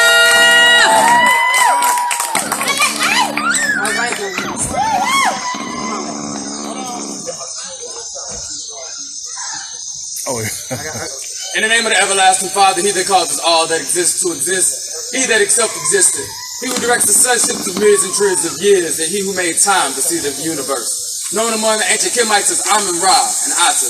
Among the Hebrews as An Sof, Yahweh, and Elohim. Among the Christians as Lord God and Jehovah. Among the Muslim and Islamic world as Allah, the one God. Among the Rastafarians as Jah, Rastafari. Among the Yoruba tribes of West Africa as Odumare, as Shu, and many other Orisha names. I bear witness that all of these names and many more refer to the same one, Almighty Creator. And it is to him who I give reverence, and it is to him whom I submit. I boldly proclaim that we, the descendants of those black men and women who survived the transatlantic slave trade, are the lost 13th tribe, born here in North America and are of the Nubian Kemetic lineage. I further proclaim the blood of all nations flow through our veins, and I greet you in the ancient holy words of peace and that of our ancestors in Hotep, Shalom, Assalamu Alaikum, Habar Ghani, Alafia, and Ashe. OMIB! OMIB! OMIB! Ladies love it, children need it, elders respect it. Black power! Black power! Black power! Period!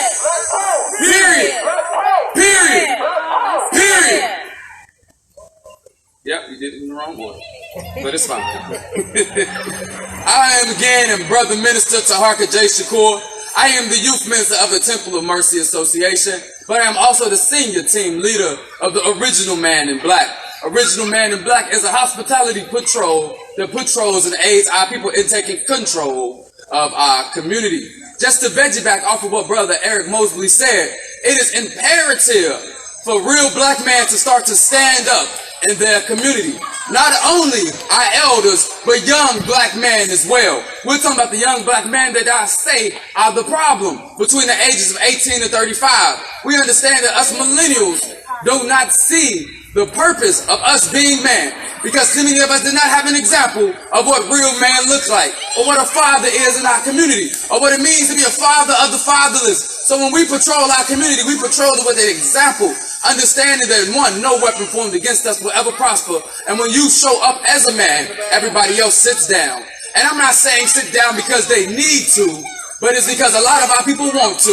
Our women have been on the front line for us for too long because the men have cowered in the face of white supremacy. Let's go. I'm going to say that one more time. Let's go. Our women have stood in our place because black men have cowered in the face of white supremacy. That's right. We should no longer let our oppressor degrade us. One of the chants that we say in the OMIB is, how can they degrade us when we are the greatest? See, we do not call ourselves the original man in black just because we were the first people wearing black before the man in black came out. No, it starts off as the original man. We just happen to be in black. Okay. Because we understand that God made us in his image, and man was made in the image of man. And you might not understand that statement, understand that we are human, but we were made by man who were made by God. And us being the original man, it is our job to lead. It is our job to be that example and to show our women what it means to be man again. And not let them to tell us, too long have our women had to father, again, our women had to father their boys. Because men have not stood up and stood in that place of understanding to be that example for the young men in our community.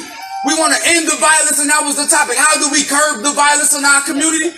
I can say every time we walk the streets, and I'm pretty sure New Era can say the same thing, that when they are in the streets, violence does not exist.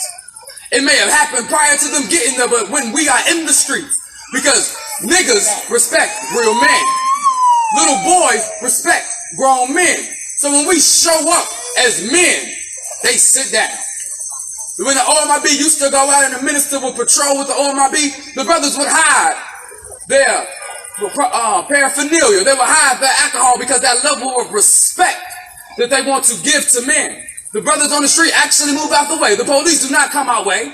They don't come speak to us. They don't challenge us, because when real black men show up, they can make things happen. Which is why I'm going to lead a few of our other chants that Brother Khalil did not get to. One of my favorite is, and the brothers of the OMIB will repeat after me, and they know how this goes. Young black man gon' what? Do it. Young black man gon' what? Prove. Young black man gon' what? Prove. Because it's going to be the young black man. We are taking that call as the original man on black to do it. Do what? Be the change in our community. To move what? To move the people who don't belong inside of our community. As we heard earlier, one of the ways for economic empowerment, if we destroy those businesses, to rebuild those businesses. So we will aid our people in moving out those in our community that does not need to be in our community. And when we say we're going to prove it, we are walking these streets to prove to our people that we care.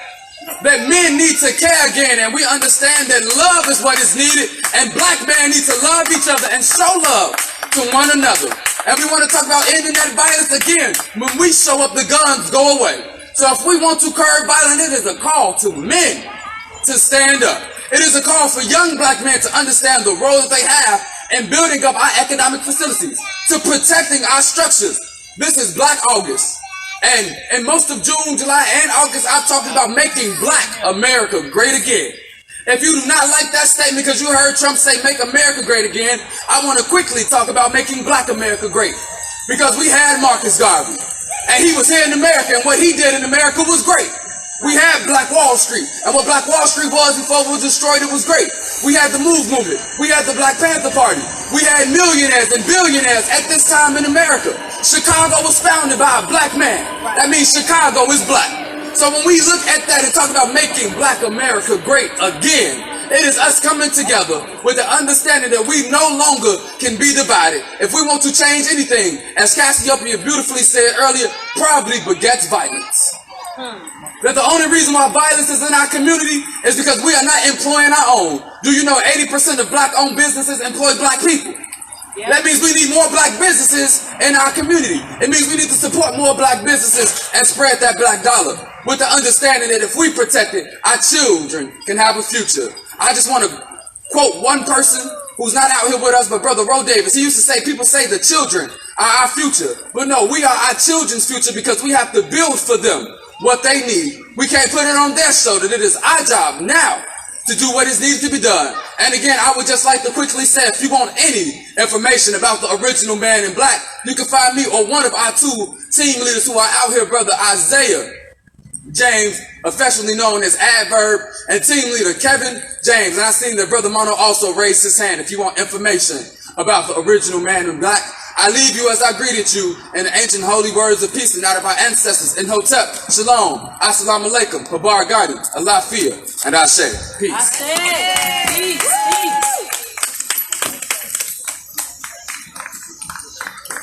All right, we are so grateful for the original men in black, and And I hope you got something. Yeah. Two more chants. I'm sorry. Chance.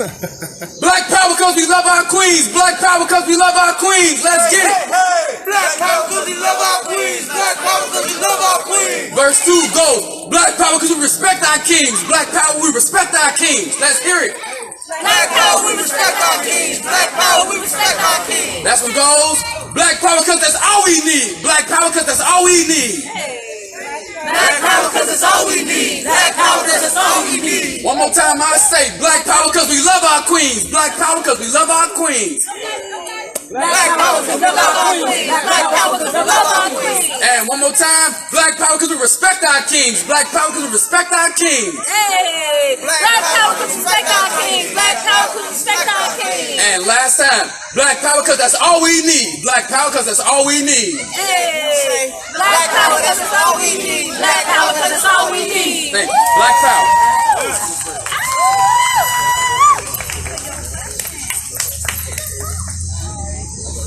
All right, people, there's still some food on the table. That's hard to believe. I know we're not leaving any food on the table. And I think the Chef Lee just brought some more food for us, which we really greatly appreciate. I hope that OMIB and New Era, if they haven't already done so, I'm pretty sure that they'll be joining forces to do some of those walks together. My understanding is that New Era is out walking, OMIB is out walking. So let's see some times that they go out together. I'm sure that's already happening, and if not, I know that that's something that's in the works. We have AP Hamilton. He's gonna come and tell you about the Peace and Progress Coalition and some of the things that we have been doing throughout the month of August, stemming from some things that we did in July. So come on and say Ashe! Ashe for Brother AP! I'm loving that these are all the brothers coming up now. Woo! Yeah, you can say woo! You can say woo! Woo! What's going on with it? Yeah. My name is AP, founder of Die Hard 4400, which stands for Divine Individuals Expanding, helping all reach destiny. And through our Peace and Progress Coalition, I had linked up with, Pastor V, Brother Shaw from the Maurice Science Temple of America, number 25, if you guys are not familiar with him. And what we tried to do was gather everybody from the streets that the young fella was just speaking about, that's in the streets, that's caught up, and trying to find ways for us to get back to the roots on what these organizations originally started for. So not to take up the whole night, most of the issues they covered tonight. So what I want to do is talk about what the Peace and Progress Coalition is doing to try to help that out. And mostly what we're doing is putting value back in each other, and that value comes back into the same form of everybody been talking about tonight. Looking at each other and respecting people. Not sizing niggas up when you looking at niggas and shit when you coming into the room. I'm gonna talk a little bit how I normally am so I can be myself. But when you seeing niggas in the streets and you seeing people in these areas, you not sizing niggas up. Niggas, it's okay to say what's up. It's okay if the person don't say what's up back. And shopping at black businesses, knowing that the same product is gonna be there anyway, so it don't matter. The only difference is those dollars are not gonna be used in a way that's gonna have police 50 deep in your hood, or you being arrested and you wondering why all this is happening, because those people are taking their community dollars and making sure their communities are protected, and they're forcing those legislators to step up to the plate. They're forcing those police officers to be a present in their neighborhood, and then they're also forcing the police officers to be a present in neighborhoods where it's crime at, and that just so happens to be where we at. The only reason they're there is because we ain't standing up. So we got some organizations here that we can support. ABJ is instrumental in actually being a universal place where all organizations can meet and link up and network and use all the powers that we got. So without saying everything everybody else already said, I just want to send out my love unconditionally, and peace and progress. Let's continue it.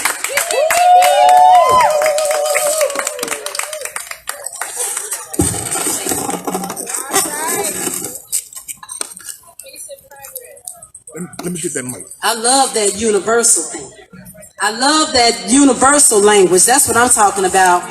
Where we don't matter, no matter where we are, where we've come from, what we've done, or what we're doing now. We are a diverse people, and that's one of the things that we have to understand. That some identify as black, some identify as African American, some say I'm an American descendant of slaves, some say I'm an Afro descendant, some say I'm Moorish American. And then some even say that they Negro. It's still a few people that consider themselves a Negro. But what we have to understand is that we are a universal, diverse, beautiful, beautiful people. Yes, and we embrace everything, and I'm glad that AP said what he said about ABJ. ABJ is an all-inclusive, as Minister Raheem mentioned earlier. We also are all-inclusive. If you're about love, if you're about peace, if you're about progress, and certainly if you're about our youth and our babies, then you're about it. And we will continue to stand, and we will continue to play whatever role that we can as a community organization. When you're promoting the businesses, don't forget about the nonprofit organizations. Don't forget about us, because we are businesses also. We just don't make a profit, but we still out here doing the good work. We still out here trying to make a difference in somebody's life.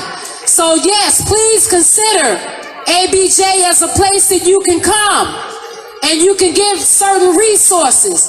And if we don't have the resources, we can point you to the resources. So the bottom line of this whole event this evening, as you can see, the work is being done. We are doing things together. The crawl, the Peace and Progress Summit, the launch of the OMIB, all of the things, the new era out walking and patrolling, and all the vendors and the businesses. We are a community. We are our own town. We are our own people. So we're going to continue on the path that we know that we are to continue. With that being said, we have one final segment, and the light is in my face, so I'm not really sure if Sister Ya, okay, because I truly can't see. Sister Ya still here? She right there. Okay, she's right. Oh, there you are, baby. I truly can't see. I'm sorry. Big Mama. Yes, baby. Let's just go and close it down. We do it together. No. We're not closing this down. Well, what we're not going to do, though, I'm not going to ask the question, and I'm not going to ask the millennials to speak for the sake of time, but there's no way, because this is one of the most important pieces of tonight. And we're not going to shortchange you. If you don't have a lot of time, give us what you got. We have to talk about our health, you all. And this virus, and this Frankenstein virus that has now hit our streets and our community, we must hear from our own epidemiologists. We must hear from our own health professional that can give us some insight on some things that we need to do. They racing to get this vaccine done. Vaccination. This vaccine done, so that they can vaccinate, and they're going to study, the vaccination going to be studied on us first. So no way, I'm not cutting this down.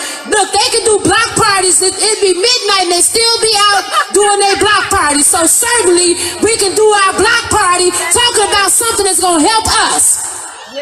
Because we gonna fight this thing with everything that we got. We fighting it.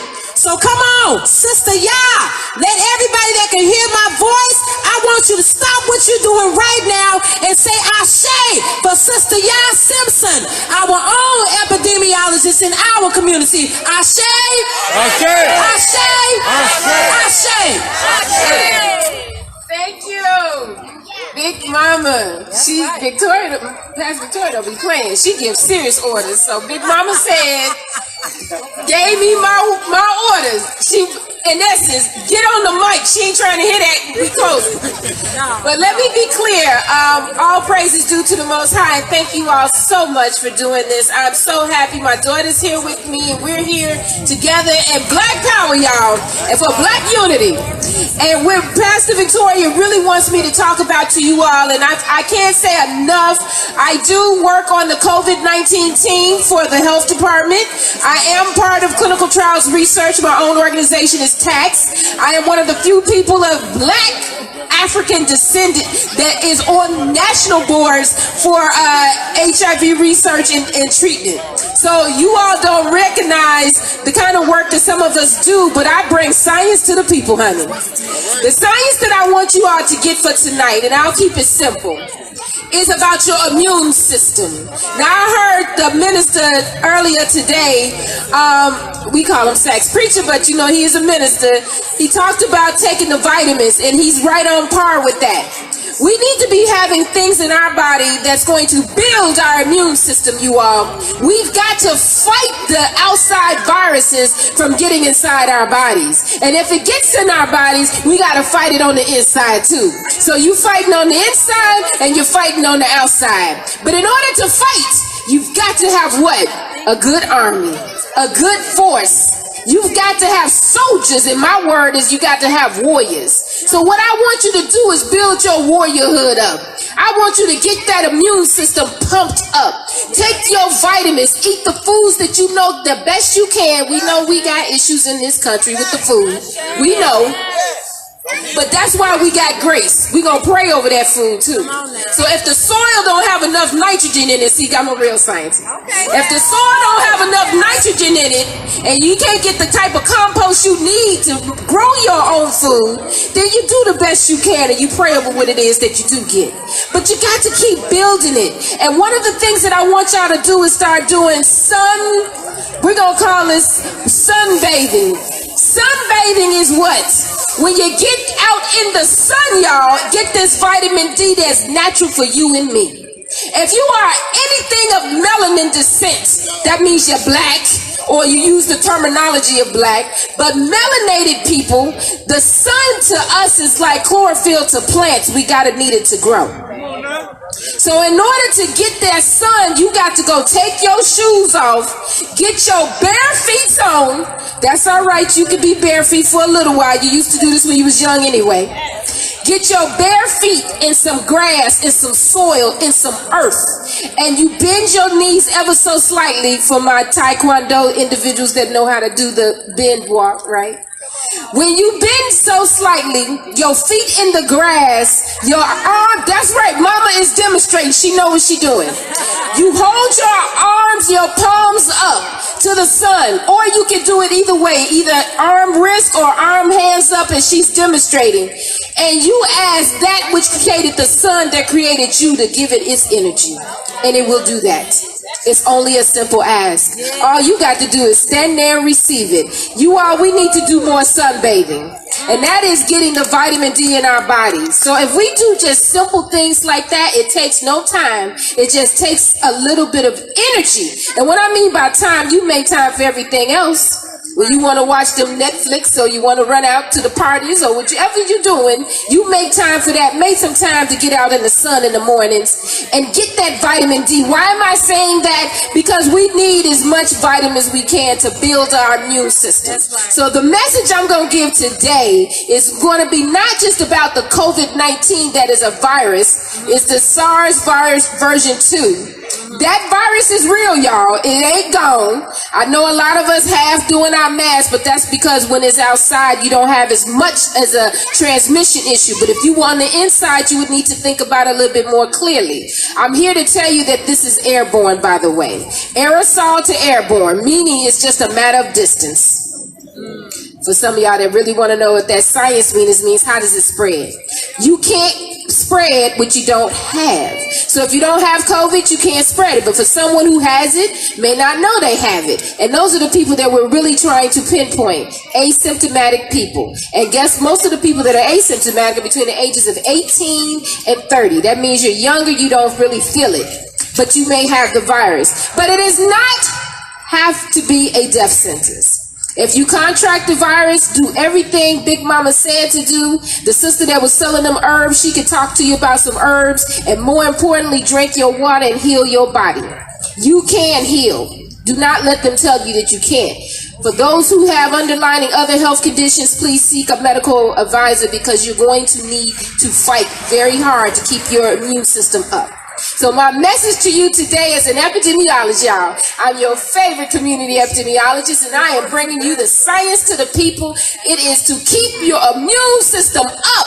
Get that warrior inside of you working. More importantly, get that vitamin D in your body, y'all. We can do this together. We can spread the love, and guess what, y'all? Love and prayer heals. I didn't say cured. A lot of people got an idea what cure may and may not be, so I'm gonna eliminate that word so we don't have to worry about it. But I said healing. Healing is the root word of what? Health. So if you got to heal your body, ain't nothing wrong with praying over it, meditating with it, getting it in right order. That's all we mean. That means quieting your spirit and letting the God within you come out. Because it's in you. You just got to know it's there. It's in your DNA. Yes. It's right there. It's part of who you are. Yes. There is a God gene. And all you've got to do is tap into it and open it up. And allow it to move through your body like the electrolytes move through your fluids. Real science.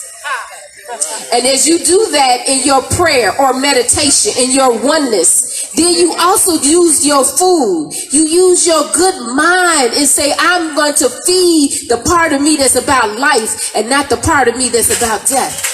In the Native American tradition, they talk about there are two wolves, the wolves of death and the wolf of life. Which one are you going to feed? I'd never forgot that. Because it's really about two spirits. You're going to pass away. There will be a transition. We talked about that on the phone, didn't we?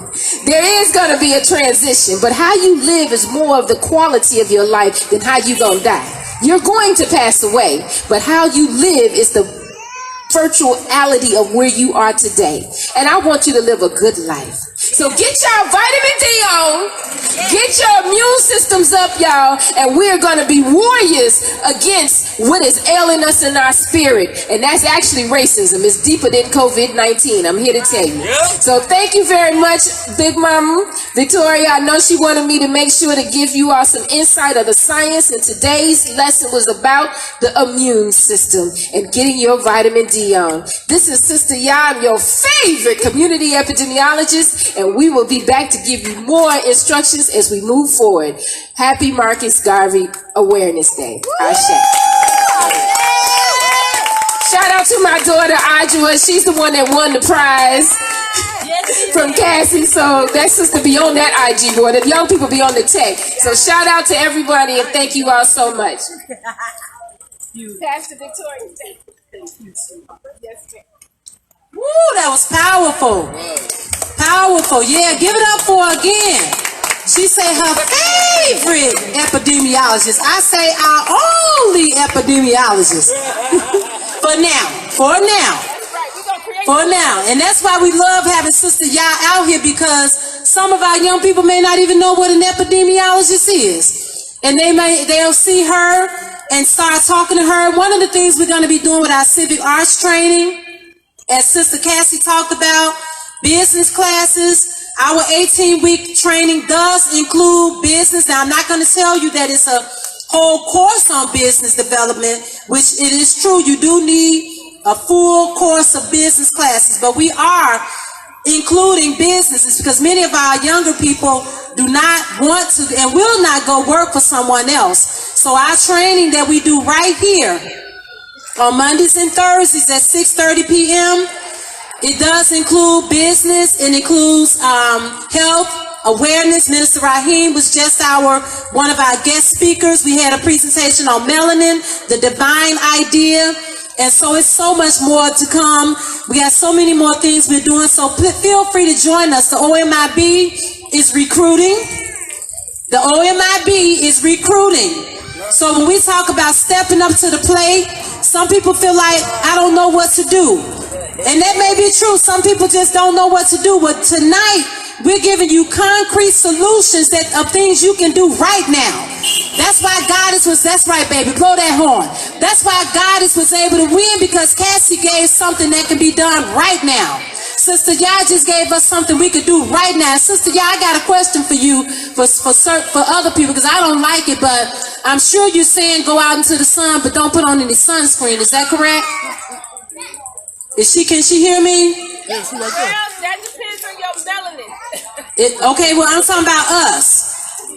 Everybody needs sunscreen. So we should use it? Absolutely. Sparingly. Don't use SPF. Sparingly. Use it very sparingly, because that's a question that, like, I don't use it, so that's why I'm asking.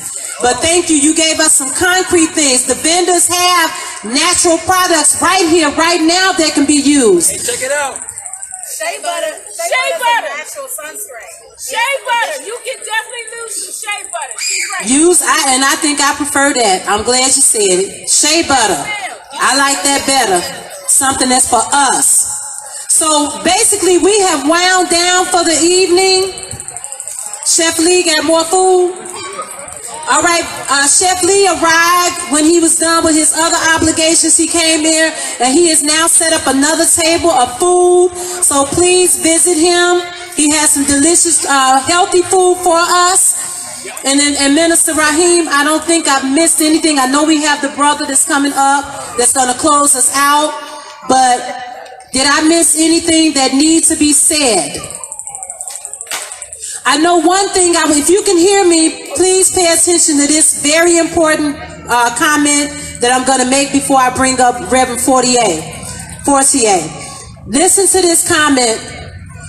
One of the things that we're doing from tonight's event is that we want to start a quarterly report back. A quarterly report back so that we can better track and better keep up with one another, so we can find out if any of our businesses are struggling or something is going on, something that we need to pay attention to. So one of the ideas that's coming out of tonight's event is that we would get together quarterly. We know it don't always have to be in person, but some kind of way we want to create a mechanism whereby we can communicate better and we can keep up with one another. So we got the Gideon 300, we got the after connection, we got the business crawl that's continuing, we got the OMIB that's out in the streets, as well as New Era. We got the people that's on the health, taking care of our health issues. I'm just laying it all out that we have the solutions that we need. So, that's the black agenda. And if you don't like the word black, forgive us. Just give us some grace. Just give us some grace so we can stay together. Don't get caught up on a word. Don't get caught up on, as someone said, the 5%. Let's focus on the 95%. Because we are the 95% striving for the 100%. So with that being said, we're going to bring up Reverend Fortier, and he's going to he's going to take us through a quick drill that's going to help all of us. So let's greet him with a great big ashe. Ashe. Ashe. Ashe. All right, I'm going to be quick as possible, but thorough as possible. Somebody say ashe. Ashe. Is one place in the scripture that says that the light was in the darkness, but the darkness comprehended it not.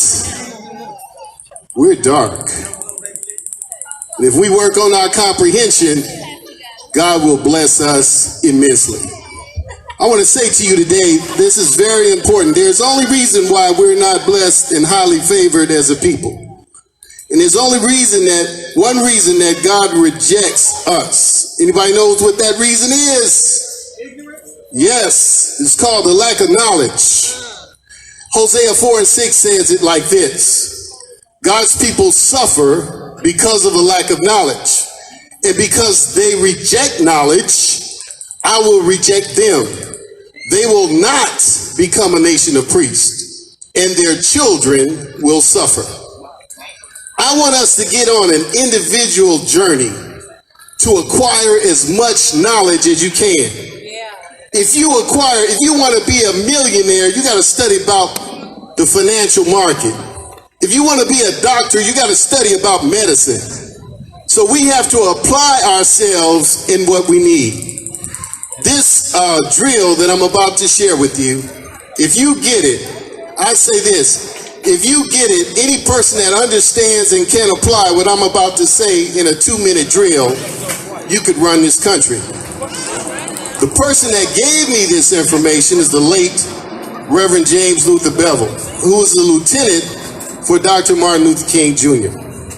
After the Civil Rights March was over in the 60s, Reverend Bevel asked Dr. King, he said, I thought we were going to get to the promised land after we got to right to vote. And Dr. King said, Reverend Bevel said, where's the promised land? And so Dr. King pointed it out to him. We have to become institutionally sovereign. We have to become economically independent. We have to become constitutionally lawful. We got to run 6 primary institutions. So get this drill, and then I'm going to let it rest. All right, we need it. Come on. If you can correctly perceive, comprehend, define, and interpret, you can initiate, develop, maintain, and sustain. You can analyze, evaluate, improve, and expand. You can legislate, adjudicate, administrate, and execute. You can monitor your process through minutes, accounts, records, and receipts. You run that engine, that institution, by asking questions, getting answers, making decisions, doing work, doing the right thing the right way for the right reason, and get the right result. If you do that, you're a billionaire. If you do that, you're highly successful. If you do that, you're knowledgeable. You're taking your institutions from A to Z. You're not missing a singular point. And the more you can train your people to have that same kind of insight and foresight, we're going to have nothing but untold success. I want to thank Reverend Victoria Brady. I want to thank my friend, Minister Raheem Chesed Atan. You didn't know I knew all that, did you? You didn't know I knew all that. I want to thank Brother Tirhaka, the young man from the Mercy Association. I really told him most Mercy Association because he's bright and brilliant. And that's what our people are. We are bright and brilliant. I just celebrated my 60th birthday 2 days ago. I came to Chicago because I was born and raised here to celebrate my birthday before I go to Africa in October to buy my land and make my house and be a blessed black man on the planet. That's right. So thank y'all so much. I just wanted to, when Minister Brady said it's nothing but love here, That's right. and I feel it, and I know it's true. And so bless y'all. God keep you. May his face shine upon you. May he bring you peace. And you know, the unique thing about all of us, it doesn't matter that some of us are Christians, some of us are Muslims, some of us are Universalists, some of us are, you know, we are God's people with the consciousness to transform this world. I want to say one more thing about something Victoria Brady said about the power of the word. How many of you know that the power of the word creates and changes everything? Man. Okay, I want you to wrap this in your mind and get this in your heart and spirit. You are the word made flesh. The word was made flesh and dwelled among us. So whatever you speak, that's what it is.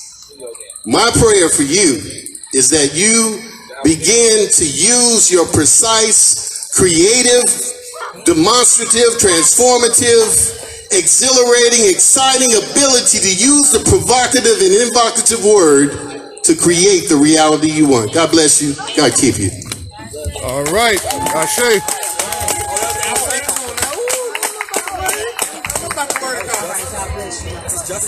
Peace. Yes, thank you. So family, this has been a tremendous evening. I want to thank the ABJ Millennial Tribe. Tribe, are you out here? Yeah. Oh, you say yes, yes, yes. Yes, indeed. Minister Omari Aten, thank you so much for documenting this, making sure that we have the footage. Let's say a great big ashe for Minister Omari. Ashe. Yes. So we're going to continue this process. We're going to continue to make progress. We're going to, one other thing I would like to ask, one thing that we didn't talk about tonight that we should get our eye on right quick. I think it was touched on just a little bit, but let's be really mindful of how we utilize social media. Let's really use that worldwide tool to promote who we really are. And let's start promoting even the more positive messages.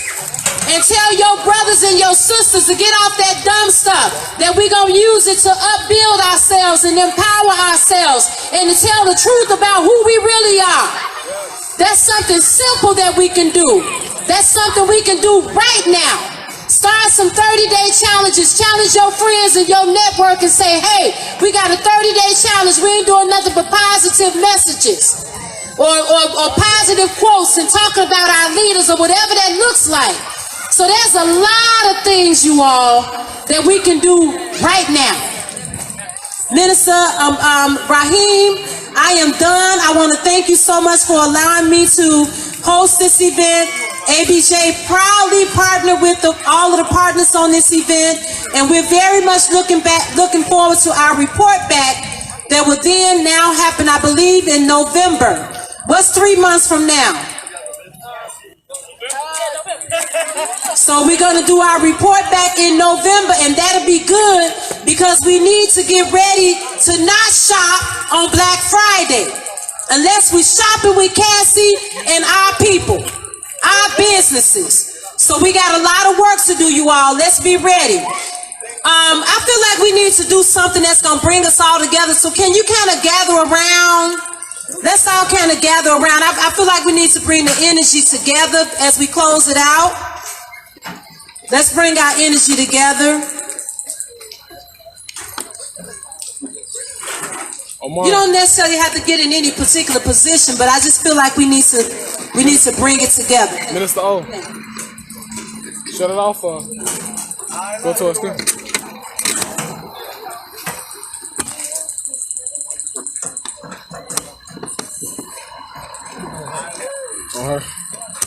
Somebody said we were going to hear another anthem.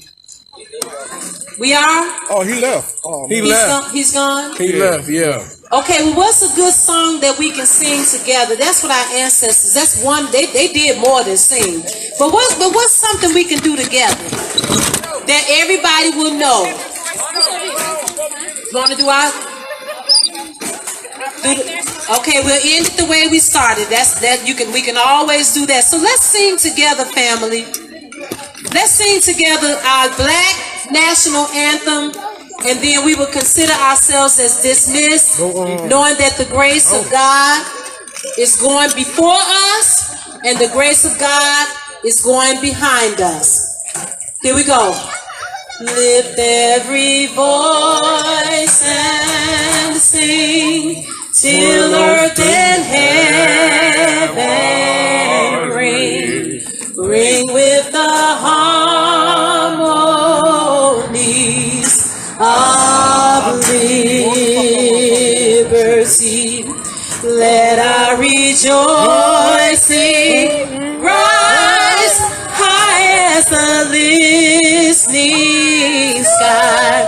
Let it resound loud as the rolling sea. Sing a song full of the faith that the dark past has taught us. Sing a song full of the hope that the present has brought us. Facing the rising sun of our new day. us march on. Say that again. Let us march on. I want to hear it again. Let us march on. One more time. Let us march on to victory. Get those fists in the air. Come on. Is won.